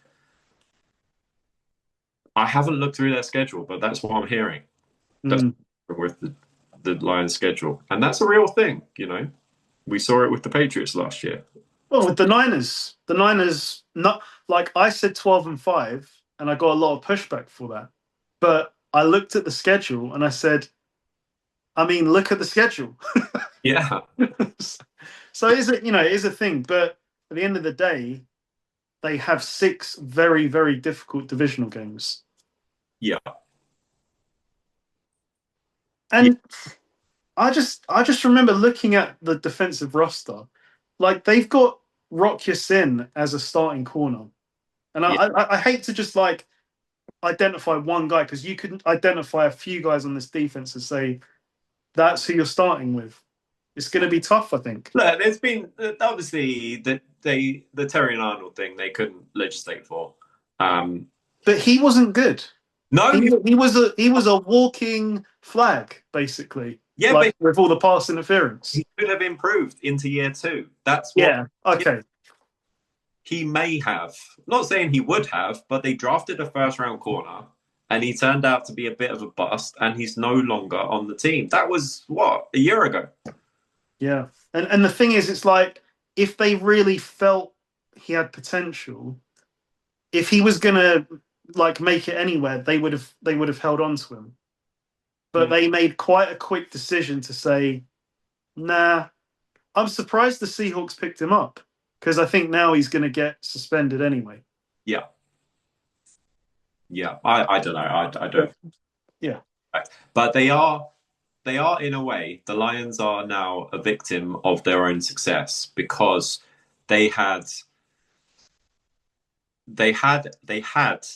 an even, possibly, it's debatable at least, they had possibly an even better roster a couple of years ago, but they're now on the other side of that where they have to pay these guys. Yeah. They paid Hutchinson and they paid Penei Sewell. So they lose Big Dave. Yeah, they lose Anzalone this year. So they lost Anzalone and didn't replace him. That's a big deal, I think. Yeah. Yeah, and he's been making plays. Yeah. So yeah, it's while you've got your moment, where guys are cheap, you better win the Super Bowl. It's what Dan Campbell said. Do you remember the famous line when they blew the 21-7 lead to the Niners? He said after that game in the NFC Championship, we might not get back. And they haven't actually got close since. Mm. Yeah, I mean, like, obviously you remember the Jaden Daniels game. Yeah. Number seed, but they've been right there. So Are they still there? I think it's tough because this division, we go through the rest of the teams, but this division is stacked. And you can, when I was getting ready for this show, I could actually say, yeah, they could win it. They could. I could make a case for all four of them winning this division. So the division games are going to obviously be even more important in this division because they will probably count even more when it comes in the final reckoning. Yeah, 100%. Do we want to do the win loss with the Lions? I think this is a compelling team. Okay, we have your Detroit Lions. We start at home hosting Tyler Shuck and the Saints. I say W. Gotta be. Gotta be. Then they go to Buffalo's new stadium at Buffalo on a Thursday night. Short week as well.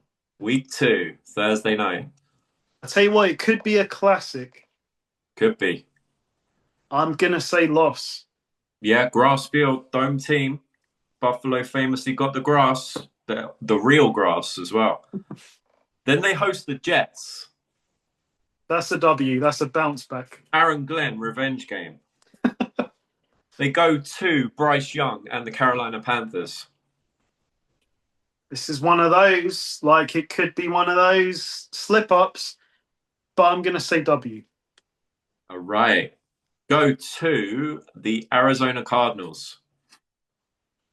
I mean, this has to be a win, so I'm gonna say W. Okay, we're cooking. So we're 4-1 heading into the bye, early bye, week 6 bye. Come out of it. Host Green Bay, Jordan Love. Green Bay have had the answers to this run game. I'm gonna say loss. Yeah, Micah should be back by then. Mm.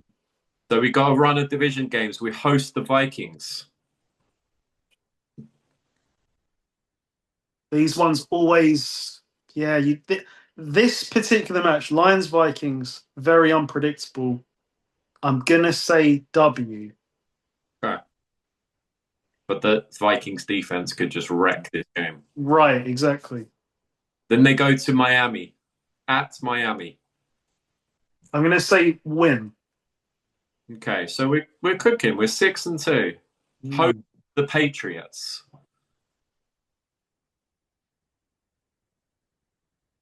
I worry about this defense. I'm gonna say loss. Got a run of 3 home games. We host the Bucks. They've got the answers for the Bucks. I say a win. Then short week. This is Thanksgiving. The early Thanksgiving game. Bears at Lions. Oh wow, this could be a cracker.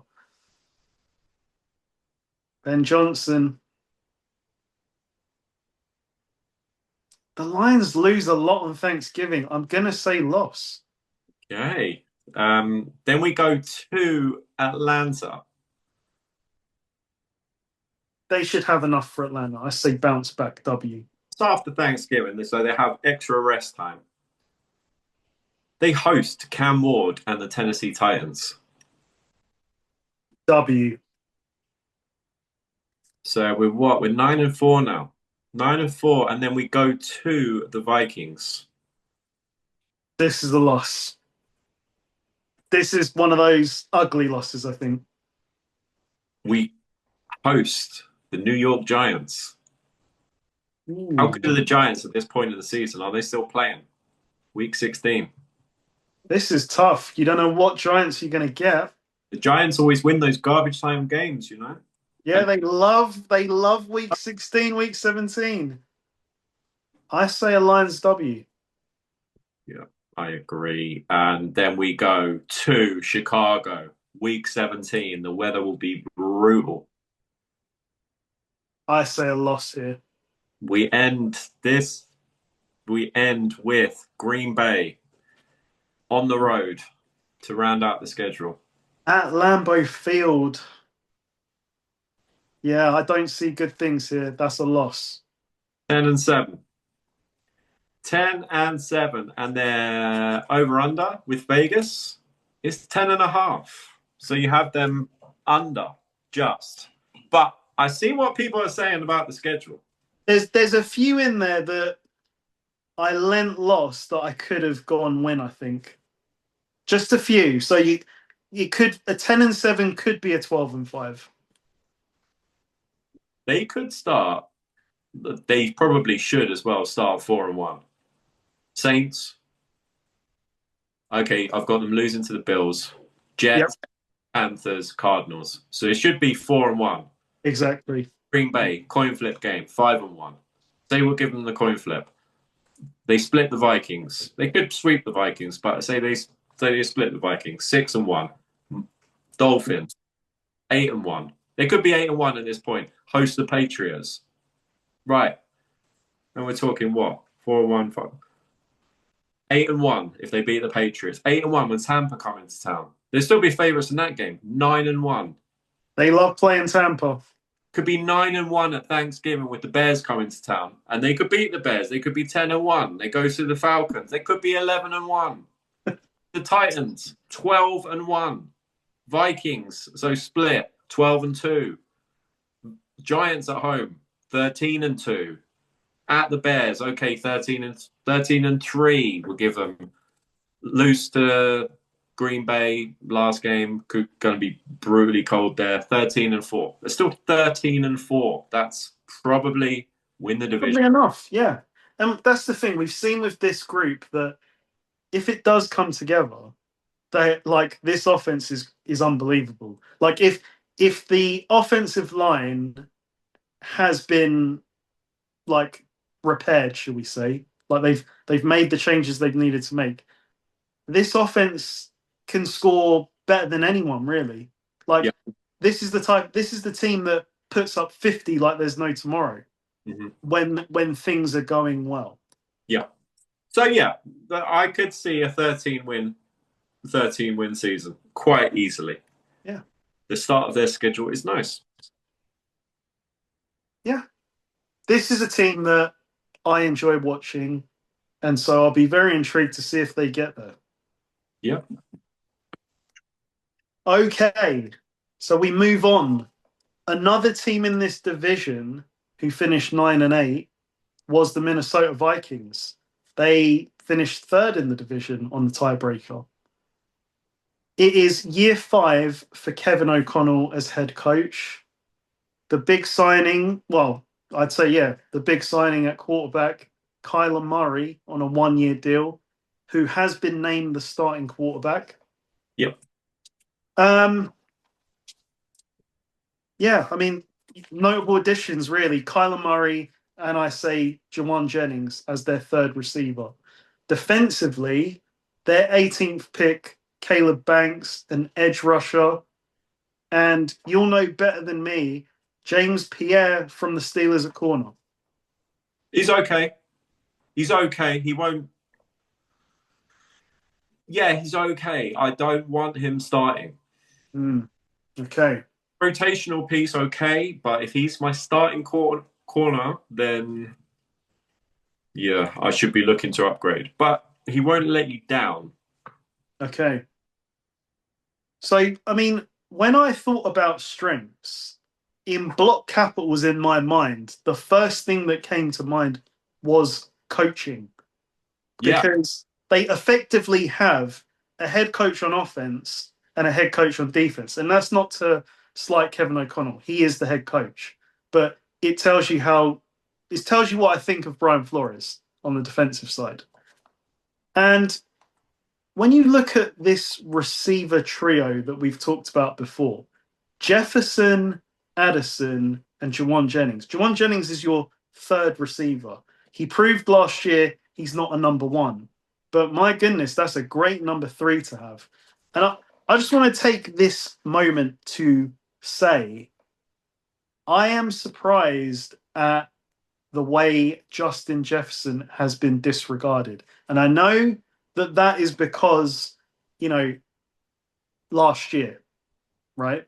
But it speaks more to the quarterback than it does to Jefferson. Because if you look at who Jefferson has had throwing him the football across his career, it's not a great list of guys.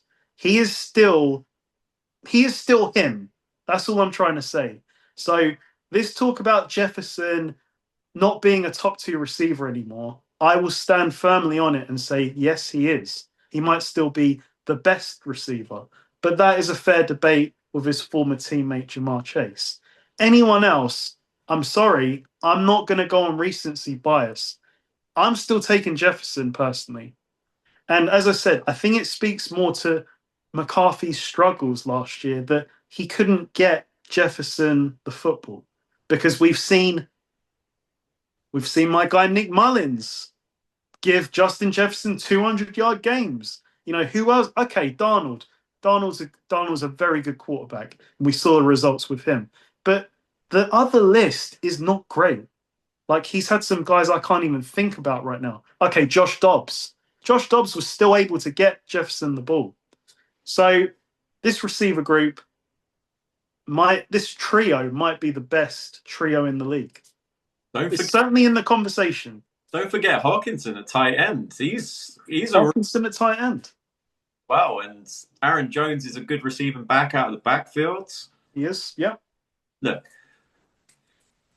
we live in like a win now, like instant gratification society, TikTok and clicks. And yeah, look, Jefferson is going to be the subject of moral ridicule because of the player that he was and still is. It's just, okay, he didn't have a great year. Yeah, he didn't. But who could have with JJ McCarthy, with the play that they had at quarterback? So, yeah, look, anyone who's saying that Jefferson isn't an elite receiver is just you're not paying attention. Or you've only watched the NFL for 1 year.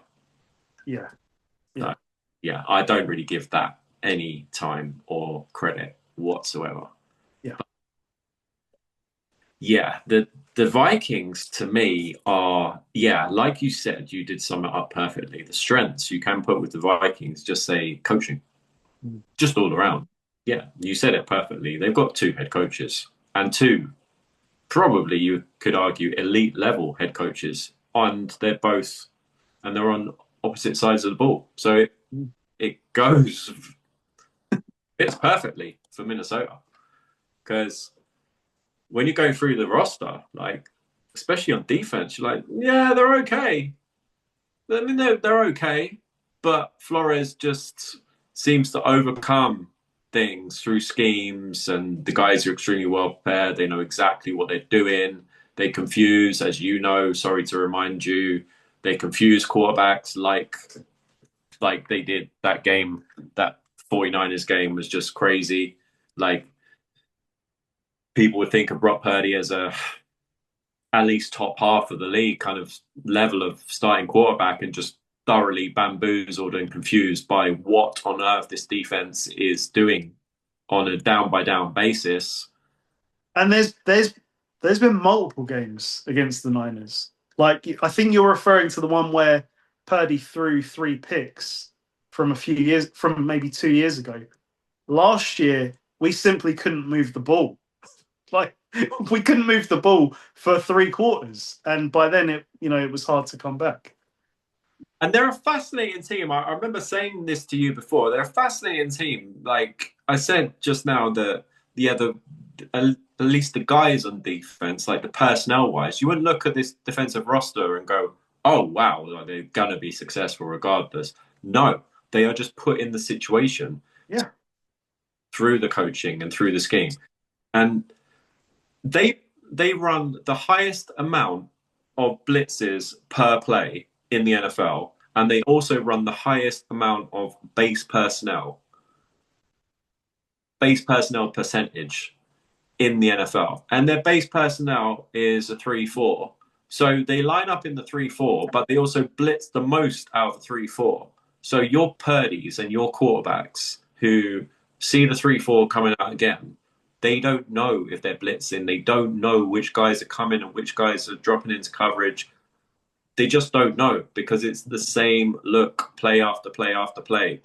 They run base the highest percentage in the NFL, and yet they blitz the most. So they're not showing you their hand pre-snap. And It's that, an aggressive shell, though. Like, a lot of guys at the line of scrimmage. oh, That's not your typical 3-4 base like set. Like, no, I'm not saying that it doesn't look this. It doesn't look like, yeah. but it is. There are three down linemen and there are four linebackers on the field, it but there might be 7, 8 guys at the line of scrimmage. And then on the next play, there might be 3 guys. There might be 5 guys. But you just don't know who is coming, who is not. And yeah, a lot of their success is through deception. It is. Yeah. So they're just, I love it. Growing up with a Steelers team that ran a lot of deception, I love watching this Vikings defense. They're just a really fun team to watch. And you look. I think you've hit it with the defense. We're not trying to disrespect these guys, but you look at the individual players. Like, who would you take from this group? Really and truly, it. I don't want to say it's all on. It's not. It's all on Brian Flores, but they obviously have found guys that are coachable enough to understand this system, and it's not straightforward. Like, it's not like, oh yeah, we're going to blitz. Like, there's so many nuances to this team.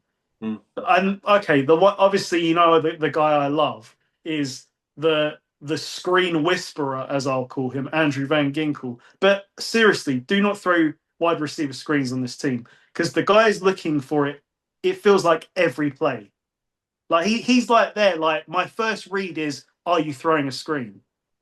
Like, seriously, you watch the tape and he's always there. At least don't throw it on his side.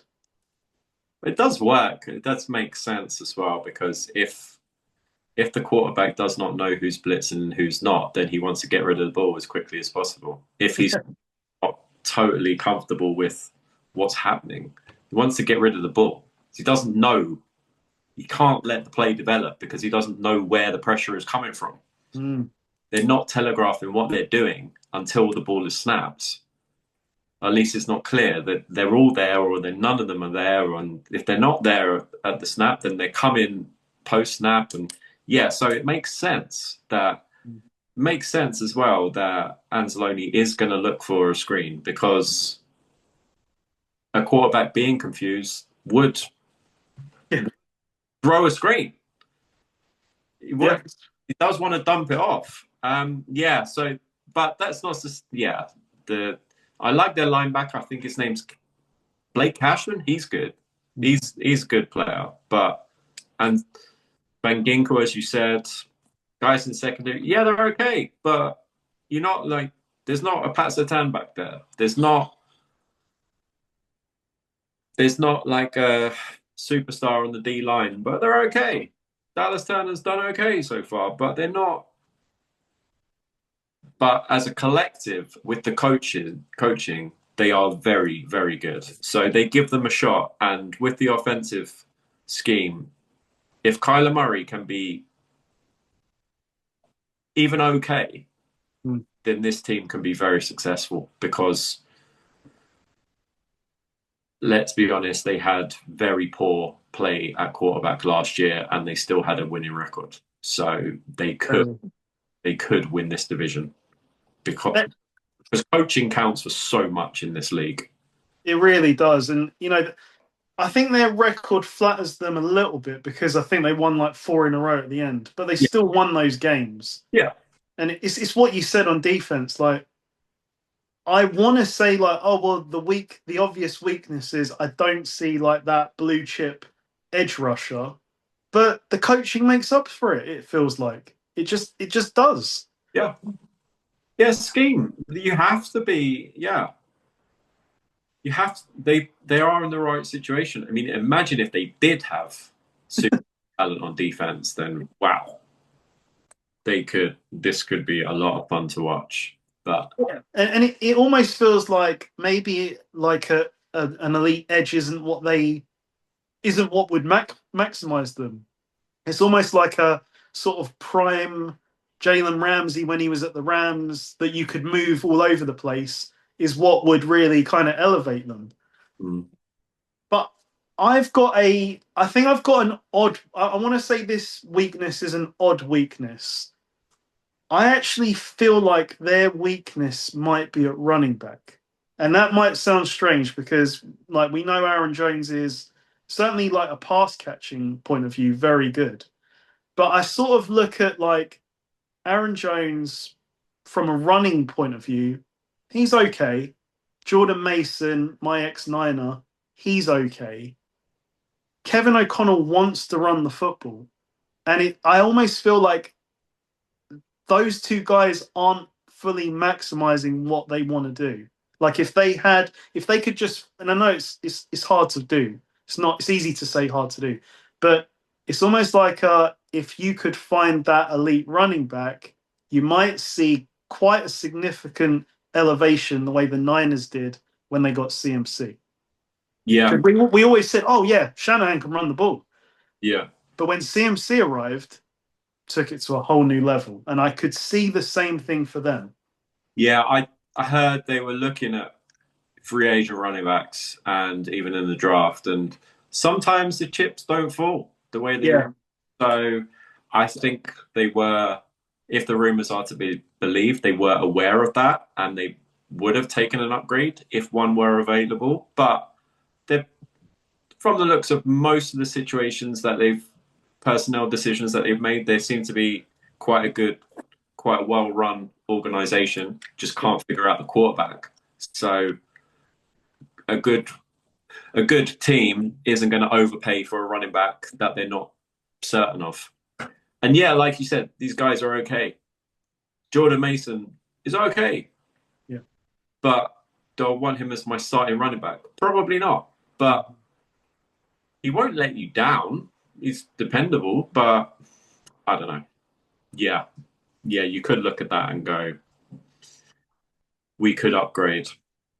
We could upgrade. But if not, one's not available, don't overpay, don't make a bad decision. And they did. Absolutely. Absolutely. Because I think, well, we're obviously going to see what happens with Kyler Murray. But if it doesn't work out, next year's going to be interesting. That if there is a Baker Mayfield sweepstake, I feel like there's going to be quite a few teams that are at least interested. One thing that could make a difference is Kevin O'Connell with Kyler Murray. Can he get Kyler Murray out of the pocket? Can he get Kyler Murray running the ball? We've seen it. That's going to help the running game. It's going to help the running backs. That will confuse the defense. I imagine that he will. He's Kevin O'Connell. He's going to be aggressive. So, and the offensive line's good. The two tackles, one of them's hurt. I don't know which one of the two, because they've got two at least brand name superstar tackles, but one of them is hurt. Is a question whether they are back. Is the one that hurt? Is it because I know that he's been hurt previously? Is Darrisaw?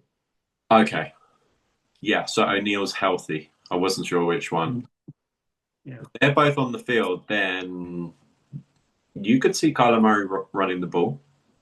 There's a lot to account for in this offense where you could suddenly forget, well, actually, the quarterback can run 70 yards in a heartbeat. So, yeah, it's interesting, but it is going to come down to Kyler Murray's play again. Yeah. Because it's hard to say. It is hard to say. Is it going to be better than last year? You would think so. But we've also seen Kyler Murray not play well. My only sort of the thing that's going to lean me on the prediction is we've seen Kyler Murray play well when he's been well supported. When he hasn't been well supported, we've seen him go the opposite way and actually drag the team down further. So this is a great opportunity for him to restart his career because he's got an abundance of weapons, a great coach, a run game. okay, I think it could be better, but it's still pretty productive, and a defense that is like no other, really. So this is a this is it for him. I think he's got to make it happen. What a great situation for him to be in. Like in the place where in recent times quarterbacks have gone, rescued their careers. Daniel Jones went on and got paid. Sam Darnold went on, got paid, and won a Super Bowl. Yeah. Now it's your turn.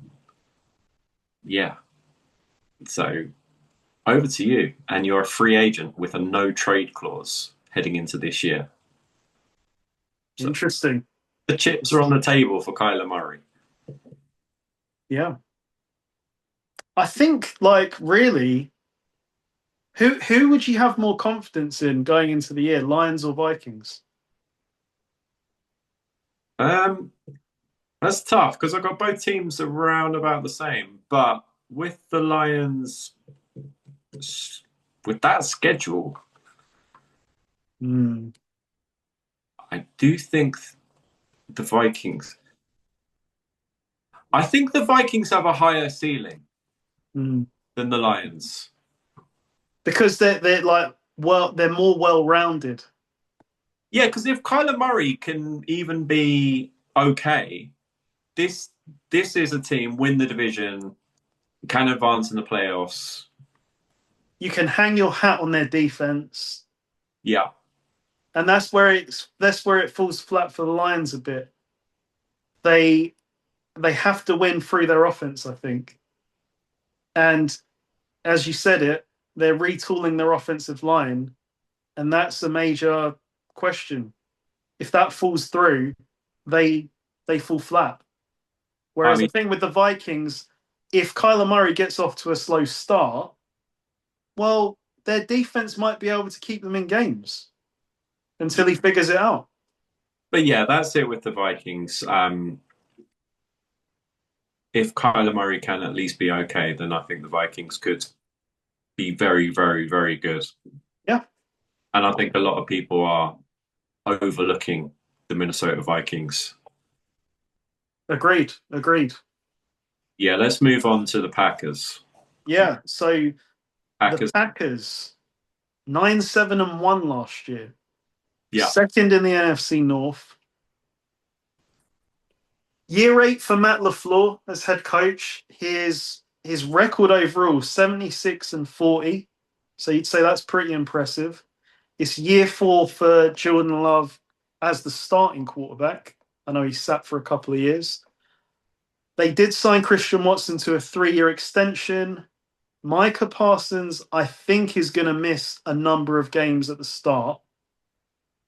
So when you look at their notable additions, not too many. On offense, they brought in Tyrod Taylor as their backup.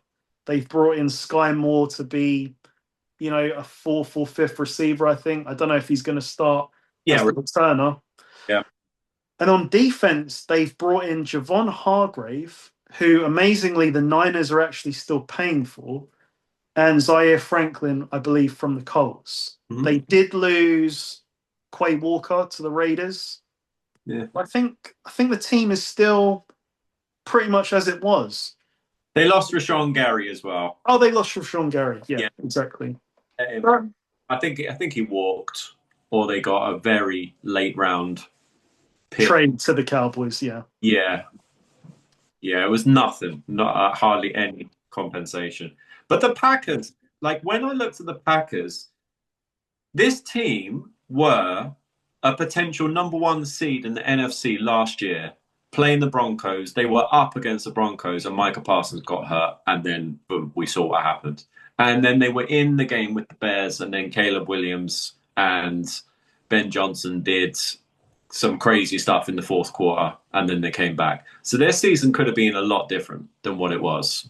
And if you pay attention to Jordan Love's play last year, it was actually strangely not Jordan Love kind of play. He was a little bit more accurate and balanced than what you would expect, because at least I think of Jordan Love as being a bit streaky and being a bit like, oh my God, what a throw. How on earth did he do that? And then what a stupid, dumbass play. Why did he do that? But he was a little bit more on a level Yep. last year. And Micah Parsons, they made the trades. Credit to them for making the trade because I think they now have a true superstar at on their defensive line. And it just so happened that he got hurt at a Yeah. critical moment of the season when they were going toe to toe. They were actually up on the Broncos in the race for the number one seed. Then they ended up being a wild card, having to go to the Bears, and that was the last game that they won. Because after the Broncos game, so they ended up losing that game to the Broncos. Then they lost to the Bears, lost to the Ravens, lost to the Vikings. So they lost 4 straight heading into the playoffs and then got dumped out of the playoffs by the Bears and were up on the Bears. So their season could have been a whole lot different And last. it should have been. When you look at 7 losses and a tie against the Cowboys, they blew too many leads for my liking. Oh yeah, that Double digit. Cowboys was crazy. Yeah. And 40-40. but they were in complete control for the first half. And they were in complete control of a number of games that they ended up not winning. Yeah. And so like my main concern for them is just on the floor and his mindset. It's quite funny, really. We're talking about Aaron Rodgers' conservative mindset. I have the same issue with LaFleur because they need to be able to kill off these games. They shouldn't be in a situation where Jordan Love is throwing for almost 400 yards, 4 touchdowns, and you're losing a playoff game. Mm-hmm. Like they were in control of that until they weren't. And I'm not saying it's all on the coach. The players have to execute as well. But there's just too many little decisions where I'm like, it's 4th and 1 against the Eagles. The game is on the line. And you're telling me the play call is inside zone to Josh Jacobs to Jalen Carter. That's your move. It's, I think there needs to be a bit more aggressiveness from the coach, in my opinion. Yeah, but they've got that wild card. Micah Parsons changes everything. So they could Yep. have a limiting factor, like you said, and I agree with you about the head coach. But Micah Parsons just changes everything. He just does. He's just that good. So if he's healthy, then it doesn't matter so much about everything else. He just compensates for everything. So the secondary is good. Doesn't matter. Micah Parsons is playing, and he's just going to dominate. Like Josh Jacobs. Josh Jacobs would probably be okay for this year, but if he gets hurt, there's no running back depth behind him, so he's got to be healthy. For me, it goes. The Packers go with: is Josh Jacobs going to make it through the year, and does Micah Parsons make it through the year? If both answers are yes, then the Packers can potentially win the Super Bowl. If either answer is no or maybe or they miss time, then the Packers cannot win the Super Bowl. It's for me as simple as that because both of those being yes, they can overcome the conservative nature of the play calling. Yeah, I mean that should be the case most of the time. It's odd, really. I mean, when I think about the Cowboys game, that is an anomaly because you had Jacobs, you had Parsons, but it's just one of those, I think, where the Cowboys got momentum. It's the other games where I looked at and said, something went wrong here. You're in complete control and you've let slip multiple score leads. Yeah. That is a disease. That's something that the Niners dealt with a few years ago. And it does linger. It's almost like a mindset. It's like a psychological thing where are we going to do it again? They have to overcome that this year. But they did have a lot of injuries. So you're right. Losing Micah Parsons was obviously the big one. But it's easy to forget about the tight end. Tucker Kraft was having an unbelievable year. And then he got injured. They had too many wide receivers last year, where we didn't understand like what's everyone's role, Mm. apart from really Christian Watson, who we knew, okay, he's the guy. Like if he can stay healthy, he's the guy that they're going to go to. Like he's the number one. He is an unbelievable talent, but can he stay on the field? Because when he does, we know that that's their guy. They've got rid of Dontavian Wicks. They got rid of Dobbs, so it's very clear now. Yeah. Christian Watson's your number one. Jaden Reed is your slot guy. You've got a monster at tight end if he can come back healthy, and then you've got your X factor, that you picked last year. I'm forgetting his name, Golden, because Golden was lost in the shuffle last year. Well, he got hurt. He missed time mid-season, so yeah, he missed a lot of time, and then he only scored. I don't think he. I know he scored a touchdown in the playoff game against the Bears, but I don't think he scored a touchdown in the regular season. So, and he was getting a lot of stick, but he missed time. So he does add something because he is very quick. He adds something different, but Watson is a question mark whether he's healthy for week one. So the Packers are potentially already. Oh yeah. my God. So they've potentially from having too many receivers to not having enough receivers. And so Golden needs to stay healthy because they're going to ask more of him this year. Yeah.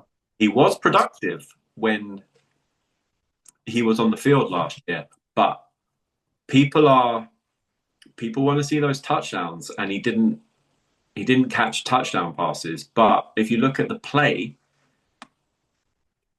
he was very good, including because I went back and watched that Broncos game I was talking about where Parsons got hurt. Golden was really good against that defense, so he's really good against that Broncos secondary. So I think they've got a player in Golden. Yeah. He just needs to be healthy, and if he is healthy, if you can have success against the Broncos, you can be a player in this league. And now he has got a defined role, I think, because it is a case of those are your three guys at receiver now. You kind of had five guys that will go with the hot-handed. That you can't really, I don't think you can really operate like that. But I take your point now. Like if one of them gets injured, there's not a lot behind them. So, especially Watson. I think they are going to ride and die with Josh Jacobs. He needs to be healthy throughout the whole regular season, and as we've seen, that adds to Jordan Love as a play action passer. Yeah. He's devastating. So Josh Jacobs, for me, there's two guys. There's Jacobs, obviously Jordan Love and McKinney, the safety, but the two guys are Jacobs on either side of the ball, Jacobs and Parsons. And they've also got the question of Hafley leaving to go and head coach the Dolphins. Yeah. Gannon has come back to being a DC after his time with the Cardinals. Interesting. But he got his head coaching opportunity after success as a DC with the Eagles. So he might be one of those guys that's a defensive coordinator. Maybe I am a big fan of Gannon from a game planning point of view. Like I don't, he was at the Cardinals. He did in his first couple of years. He kind of surprised and then fell flat. But do you remember there was the crazy talk of would a college team beat this roster? Yeah, that was the Cardinals, and he almost overachieved. But then it came back to earth. Then they came back to earth, and that could be a real value add for the Packers. I think being a DC again. And I suppose the question with Jacobs is not just on health, because he had this off-field issue that I don't think is resolved yet. Yeah, from what I heard, that it might linger on, but it might linger on throughout the year, as in next year. Yeah, he might make it through this year. And he's 28, so he should still be okay. Yeah. I think he's actually elevated since leaving the Raiders. He was a very good player on the Raiders, but since he's come to Green Bay, I've been like, wow, Josh Jacobs is a stud. He's a really good runner. He had a great final year with the Raiders, and you're sort of like, oh yeah, but in non-meaningful games. And I totally agree. Like he's he's been the key to their offense. Yeah. There isn't the Jordan Love production, as you said, from a play action point of view without Jacobs. He's a walking 100+ scrimmage yards per game back now. Yeah. Like, yeah. And Green Bay, outdoor stadium, running the ball. Okay, O line. Used to be a great O line. Now it's, at least personnel wise, yeah, it's okay. But Jacobs, big physical running back, just makes it all go. But yeah, that's the Packers. They could win the Super Bowl with this roster. They really could. And they're not going to be terrible because they've got enough talent. They've got enough talent all around this roster. But I think for me, the question is on execution. Because like you said, they've got the talent. It's just 9-7-1. Like they were a 13-win team last year. They should have been. yeah. Yeah, but they were 9, what was it? 9-4 and 9-3-1. Even at 9-3-1, they could have easily been at least 11-2 from the games that they dropped. I mean, they should. It was kind of Jordan Love's fault they dropped the Browns game, and I still think they shouldn't have dropped the Cowboys game. So that's 2 already. That's even with, like you said, the key weapons, if you like, with Jacobs and Parsons on the field. They're still dropping those games. Yeah. But yeah, this division is crazy. It really is. And, we're now going to get to the final team in this division, the Chicago Bears, who had a dream first season with Ben Johnson, 11-6, first in the league, first in the division. They got themselves to the divisional round, could have won that game, didn't, but they've got a lot of positives to take from it. So year 2 with Ben Johnson, it's year 3 for Caleb Williams at quarterback. They traded DJ Moore to the Bills. I think that was right for both teams. They both, I think that DJ Moore lost interest a bit in some games. So him going to the Bills will probably be a good like restart for his career. Additions, they brought in Khalif Raymond, who is a familiar weapon for Ben Johnson from the Lions, and Scotty Miller. So we're not talking about really starters here, just guys to fill that receiver room. And they took Bradbury, the center from the Patriots. So that tells me, I thought that they had picked up the center from the Falcons last year. So I don't know what happened there, like whether he's injured or whatever. Mm. But defensively, I think they took the safety in round 1, Thiedman. Thieneman, the white safety. Yep. Yeah, who was supposed to go. That could be a sliding doors. He was spoken about to go to the Vikings. Oh, he's a perfect guy for Brian Flores. The Bears took him. The Vikings, so they would have been drafted higher than the Bears. They chose not to. Yep. And now they'll play him twice a year.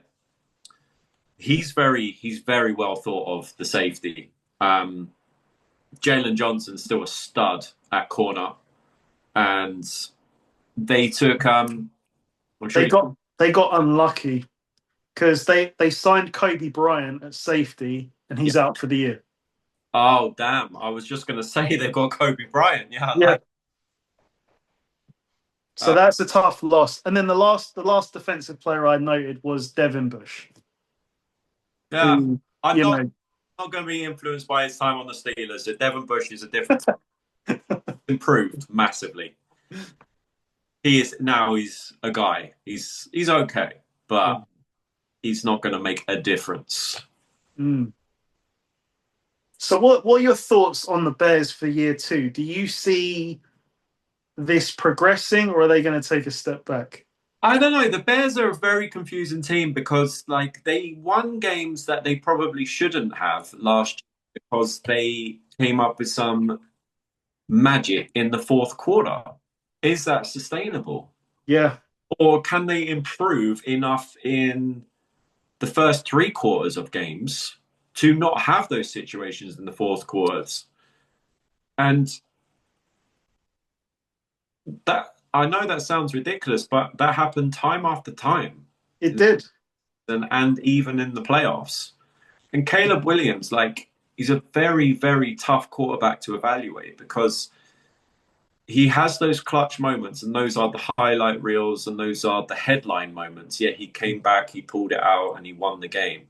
But through the first three quarters, there are so many plays where they're questionable, or he's inaccurate, or Yeah. he's. And he has so many plays, Caleb, where he is almost like he's over aggressive Yeah. and he's so talented, he just doesn't need to be. He can just take the gimme throws. Like take the take the obvious one. Like he's just got to make one cut and then he's open. And I know because we've discussed this play instead of they don't have to be all wow throws. Yeah, like we don't have to gain 25 yards on every play.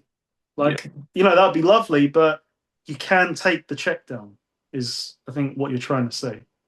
Yeah, you can, and they just then mean that you're not involved in these come from behind victories Yeah. in the fourth quarter. But that is I know it's crazy, but that is a real thing that they did that. And It's not even crazy when you think about all of the plays that they pulled off. I mean, the ones that stand out to me, the Rams one was just an impossible play. I mean, yeah, the guy Caleb's running backwards, like, and then he's just like, okay, I'm not going to get away from these rushes, so let me throw it pinpoint into the corner of the end zone. And obviously, the Packers one was just ridiculous, running to his left, perfect throw. It is it's a tricky one because I almost think on one hand you're like, this is like the perfect situation because Caleb can do all the things you can't teach, but you can fix the things he's not good at, hopefully. But on the flip side, is it just that this is him? He just will rise to the moment and pull out those, playground style plays. But actually, you can't fix, him as just a, you know, functional quarterback? mm, That's going to be the question because that's going to be the difference whether he's talked about as one of the best quarterbacks in the league or he stays kind of where he is, where people think he could be number six, he could be 16. yeah, because look, so I think we both actually had Caleb Williams at number six, Yeah. but I probably felt guilty of you know, not overvaluing, that's probably inaccurate, but remembering the highlight reels Mm-hmm. instead, because if you, as I said before, he's very hard to evaluate because if you go back and actually just even pick up stat lines, and I know it's not, stat lines aren't always reflective, but he's he's bottom half of the league in a lot of stat categories and in a lot of real what I would call valuable stat categories, QBR and completion percentage. And the completion percentage, when you go back through the film, you're like, how is he missing? I don't. Please explain to me, like I'm a child, how he misses that throw Yeah. time after, but he makes that throw. I Exactly. don't get it. He's crazy talented. So how is he miss?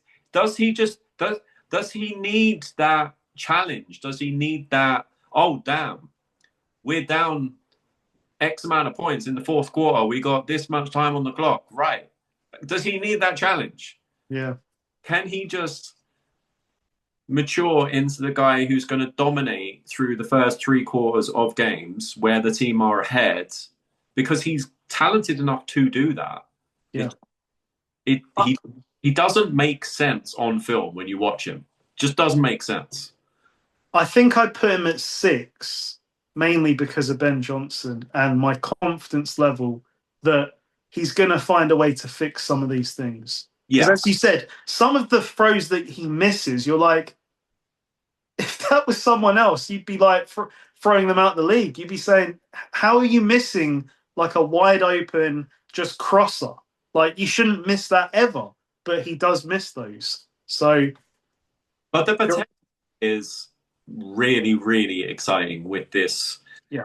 The offensive coaching is a real thing, and the fact that they've got this offensive line, like 2 years is a long time in the NFL, and now the offensive line is dominant. Yeah, yeah, they created like some of the plays that have been highlighted. You just see this wall. It's like a diagonal wall, and it's like a dream. If you're I can imagine if you're a running back and you just see, this. Great, thank you. I'll run through the open hole. Yeah, and that's obviously helped DeAndre Swift like resurrect his career. So now he's spoken about as a really dominant running back, but he's running behind this O-line and this head coach at play caller. I love their number 2 as well, Manungai. That guy runs with attitude. Like that's a good. They complement each other. Yeah.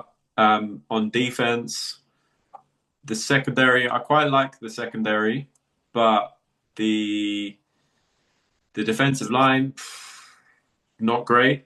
Pass rush is not great. Linebackers,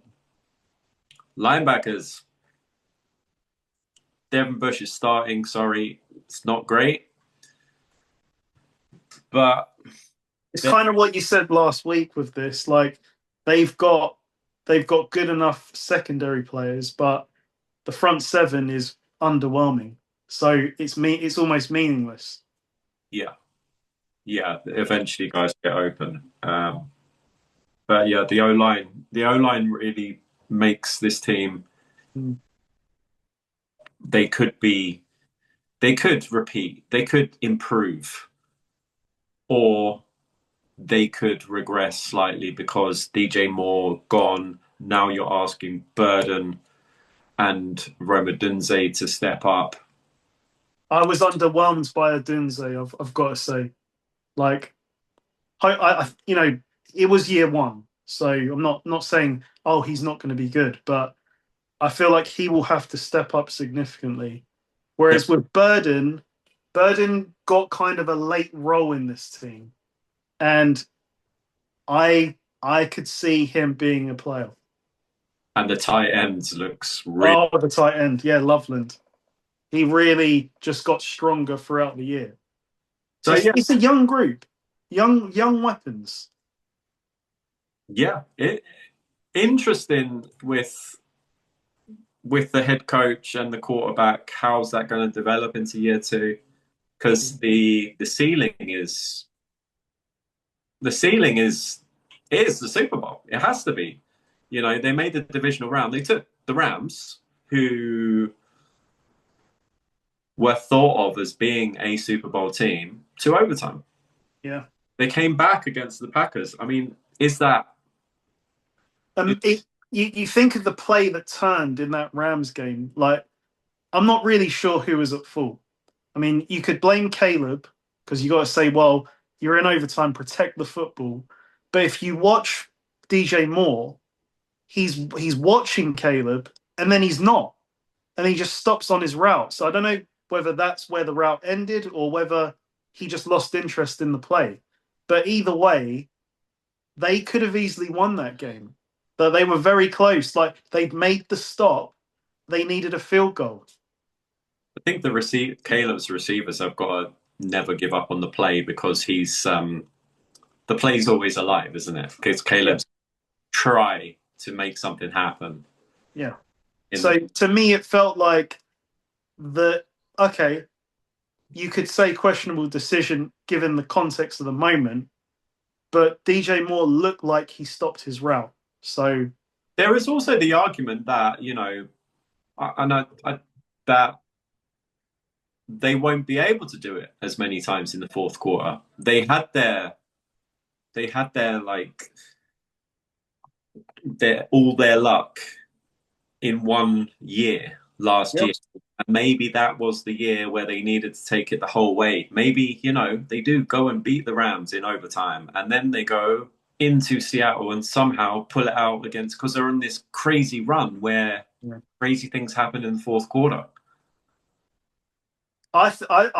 Yeah. I mean, I think Caleb's going to have to be better because I don't think you can replicate. If he does it, then wow, like this guy's a superstar. But I think it's going to be hard to replicate that many moments where your jaw is dropping, basically. But he doesn't need to. That's the thing. He just needs to play better in quarters 1 through 3. And Right. they will be ahead in these games Exactly. instead of being, oh, Ben, damn, we're losing again. What you got for us this week? And then it's, yeah. And how sustainable is that? I think it is because Ben Johnson's a genius. Yeah. Credit to him because, he left the Lions with the offensive line, came to the Bears, was the first thing he did. Right, I need O-line. And suddenly gone from being a weakness to being the strength. Yeah.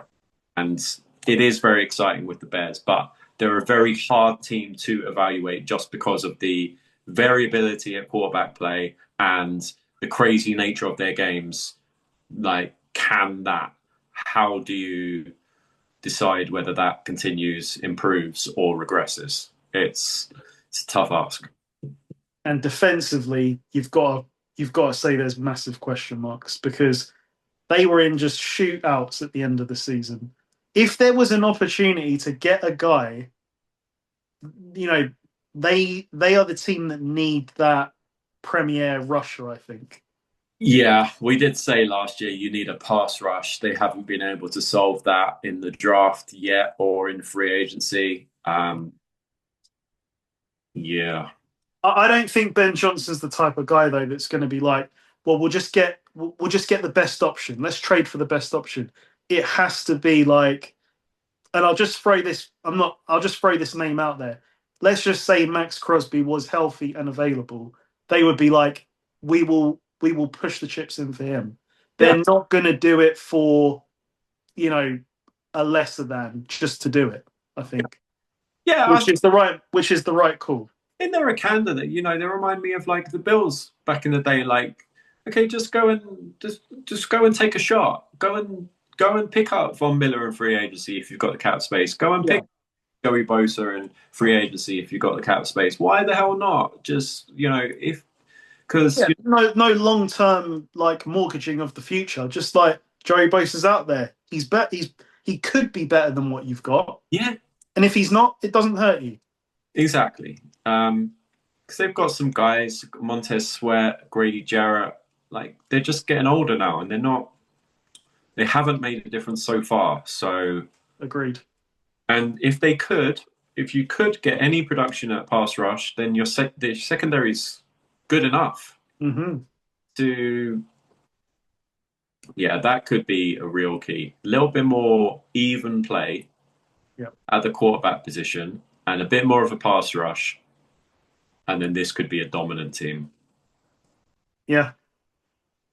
It feels a bit like the Lions. They are going to have to win through their offense. Yeah. Yeah. So I mean, this is a great division. Like I look forward to seeing these divisional games, like because they're going to be bangers. Yeah, like I said, I can, with a straight face, I could make a real case. If it was like that debate or something, and they said, you don't know which side you're arguing until you walk into the debate, and then they say, argue your case for the Vikings winning the NFC North. No problem at all, and that goes for the remaining 3 teams. No problem at all. I can make a case for it. For sure. For sure. Okay. Well, that is our roundup of teams for this week. Next week, a little spoiler, we will be looking at my 49ers, and I've got a lot of interesting thoughts on them. So we'll save that for next week. To end, Paul, I have a draft, and I think it's a good one. We're going to do an all-time never won a Super Bowl draft. So for example, if you get the Steelers, you can't pick Rodgers because he's won a Super Bowl with the Packers. It is legitimately the player has to have never won one. Okay, so yeah, in his career, so Rodgers In makes his career. Yeah. not because Rodgers hasn't won the Super Bowl, obviously on the Steelers. Yeah, yeah, yeah. Okay, okay, cool. Okay. Seeing as you won the trivia question, you get first pick. It is a fitting team for this theme, the New York Jets. What positions are we drafting? Oh, okay, yeah. So position wise, same as before: quarterback, running back, two receivers, a tight end, and a defensive player. This could be tough. So Jets who have never won. I think it's. I wouldn't be taking it in good faith if I took LaDainian Tomlinson for his time, even though he did. No, that is a great pick. Like he went into New England. Yeah, yeah, yeah. That's what I'm saying. He's a Charger, at least known, but he was still great on the Jets. He was great, and he was a great leader for them. It's him or it's Darrell Revis. Um, Reeve did Revis never win a Super Bowl? oh wait, did he win one on the Bucks? Was he on the Bucks? I thought he won. Did he not win one with the Patriots? Did he? Revis? Was he? I thought he was on the one where they beat Seattle. It was him and Browner. Yeah, I think you're right. Yeah, he did. He did. Okay, so yeah, I'll take LaDainian Tomlinson as my running back. Yep, love that. Okay. Oh, okay. The Baltimore Ravens. You can't have Ray Lewis. You can't have Shannon Sharp. See, this is risky, right? Because at quarterback, a lot of the great quarterbacks have won Super Bowls. Yeah, So it's whether I pull the trigger or not. Yeah, you know what? I'm gonna pull the trigger. I'm taking Lamar. I am a Lamar believer. So I am passing on King Henry. We'll see if that works out or not.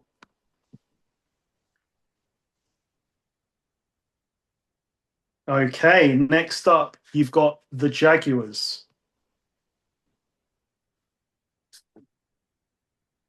Ooh,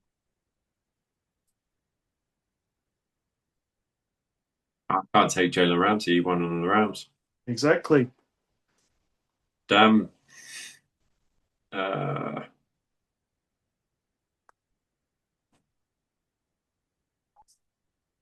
so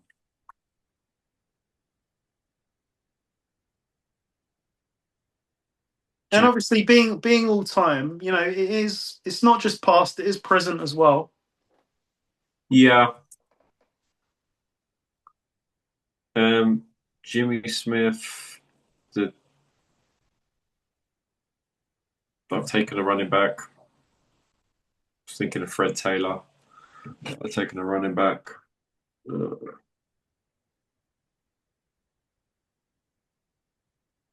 Ricardo, Jimmy Smith. I'll take tight ends. No defense. But I can't take Jalen Ramsey. I could take Paul. You remember him, Paul Posluszny. Of course, how could you forget? Should I take Posluszny?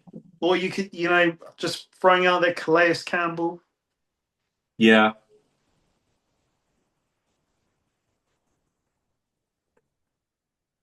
yeah. I'll take Calais Campbell. Okay. Are we sure he's never won a Super Bowl with somebody else? Because he's been, let's face it, he's been on a lot of rosters at this point. So he spent a lot of time at Arizona. Yeah, obviously didn't win one there. I don't think he's won one. I don't. Let's just check that. He was he? He was on the Cardinals from 2008 to 2016. He has not won one Okay. because the best team he's been at since then is the Ravens. Yeah. Yeah. Okay. Calais Campbell. My next one is the Dolphins. See, this is where I could have taken running back. You could have taken, or you can't do it. You could have taken Tyreek Hill, but you can't. Can't take Tyreek Hill. If I'd taken King Henry, I could have had uh, Marino. So I'm going to take Jason Taylor. Yeah.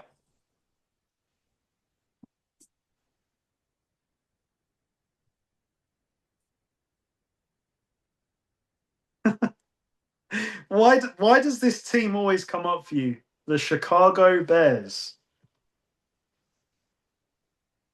God, this is a tough one, I think. I don't think Dick could won a Super Bowl. He did as a head coach. Doesn't count. Has to be as a player. So Let me just check that. I don't think he did because he was on the Cowboys, but that was in the 80s. okay. Oh wait, he did. He did win a Super Bowl as a player. Damn. Mm. So he must have been on the. Yeah, he was on the Cowboys in the 70s. They were a dominant team in the 70s along with the Steelers. So, oh wow.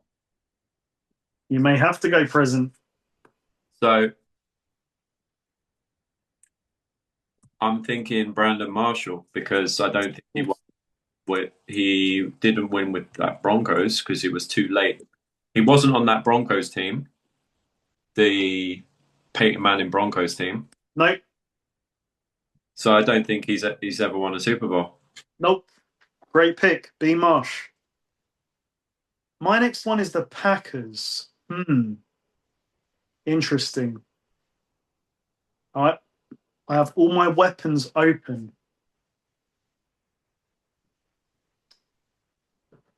Hmm. Packers. Yeah, Packers. So you Who, who's been their best receiver? You've got to say probably Devontae Adams. yeah, and he wasn't on. He hasn't been on the Rams long enough. I'll take Adams. Yeah, because he was drafted after the Packers' last Super Bowl was 2010. Yep. Yeah, makes sense. Your next one is the Cowboys. So I still have got what receiver, quarterback, and tight end open. Yeah. So I mean, I could go Dak. I could go any of the receivers Hmm. or tight end. Tight end, I think, is going to be a tough spot to fill. Yeah. So I could just leave myself a quarterback, wide receiver. I can't take Dak Prescott at quarterback. Yeah, I can't take Troy Aikman because he won. Yep. I could take Tony Romo, but I don't. If I'm not taking Dak, then I can't with a straight face take Tony Romo. So CeeDee Lamb, There's Des Bryant, Jason Witten. I'll take, just because I haven't done it before, I will take Des Bryant. throw up the X, Des Bryant. Okay. And nearly made it to the Super Bowl. We got robbed Yep. by that in Lambeau. Yeah, the classic. My next one is the Chargers. I'm pretty sure this guy, you'll have to tell me if he's played for more than one team, but I'm thinking tight end, Antonio Gates. I don't think he ever. I think he was a one-team player, Yeah, unless he had a swan song late in his career. No, I don't. I don't think he did. I think he was always in. I'm just going to check that. he was a one-team man. Okay. All right, so two picks left. Wow, this could be difficult. Your next one is the Chiefs. So quarterback, tight end. Um, Hmm. did well. Wait a second. Who did he win the Super Bowl with? Who did Who did Tony Gonzalez win a Super Bowl with? He left the Chiefs to go and play for the Falcons. They They, haven't won one. I will take Tony Gonzalez. Love it.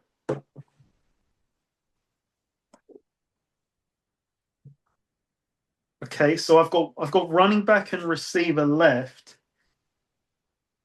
Okay. The Cleveland Browns. The Browns have never won a Super Bowl. So, Uh, well, or yeah, that's why I said it.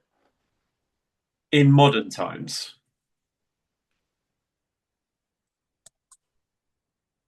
Did Jim Brown win a Super Bowl? no, I don't think so. No, no, he never won a Super Bowl.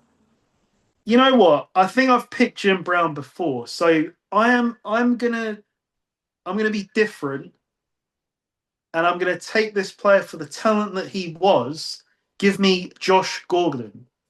Yeah, Flash Gordon. He was, yeah, for about a two-game period, he was dominant before he ended again. I know, I know. Like Josh Gordon's potential was unreal. All right, I mean, you got the Jets again, so I'm gonna respin. Yeah, so I'll take Boomer or Mark. We I will respin. Boomer, yeah. Interesting. Patriots. A Patriots quarterback who have never won a Super Bowl, so I don't remember that many Patriots quarterbacks except some Tom Brady. I think he played in the Super Bowl at least once. Drew Bledsoe and We've I obviously got New Age. Drake May. Drake May greater than Drew Bledsoe. Cam Newton played for a season. He did. He had some good moments in that season. Am I missing another Patriots quarterback who's been in that post Brady? Not of note. I mean, we're looking at like Jacoby Brissett. Yeah. Ah, look, Cam Newton's a better player than Drew Bledsoe. That's not even a question. But Drew Bledsoe would be remembered as a Patriot and Cam Newton would not. So I think it's not in good faith if you say Cam Newton because Okay. he's not really a Patriot. No. I can make the case that LT he won a playoff game for the Jets. He won a Yeah. division. He was in the running for being an MVP with the Jets. Cam Newton was not for the Patriots. He's a Carolina Panther. So I'll take Drew Bledsoe. Okay. Last one for me is the Colts. So I'm going to assume that Edgerrin James won with Peyton Manning. Yeah. So it leaves me with I'm gonna go present. Got to take Jonathan Taylor. Yeah. I think you Okay. need to take. I think you make a case. You take. I think Jonathan Taylor's. Obviously, he's more my era, but I'd probably take Taylor over Edgerrin James anyway. Hmm. So I ended up with Lamar, Jonathan Taylor, Devontae Adams, Josh Gordon, Antonio Gates, and Jason Taylor. You Mm-hmm. had Drew Bledsoe, LaDainian Tomlinson, Brandon Marshall, Des Bryant, Tony G, and Calais Campbell. Those are some great players to not win a Super Bowl. Yeah, I'm not happy with my quarterback position, but I'm happy with the rest of my roster for sure. Where could you have gone though? That's the thing. I suppose Was tough. maybe I I only could have. I could have taken Tony Romo or Dak Prescott at that pick, but yeah, I don't think they're a massive upgrade on Drew Bledsoe. no. Obviously Bears, I couldn't have taken a quarterback. Chiefs, you were stuck. You're not going to take Alex Smith. Yeah, Jaguars haven't. Although, how about this? So you end up with Bledsoe and Tony Gonzalez, would you have been better off with Alex Smith and Gronk? Don't know. It's fairly. Yeah, Smith was he was just okay. yeah, he was okay. He was okay. Yeah, All right, cool. I think good stuff, mate. we smashed the life out of the NFC North. Indeed, indeed. Well, as always, thank you for joining us. Like I said, next week we'll continue our journey. I think we're only down to about 10 teams now, and I will definitely bring some 49ers wisdom next week, along with other teams. So enjoy the rest of week 2 preseason. We are just around the corner now from the real thing. And yeah, we will join you next week.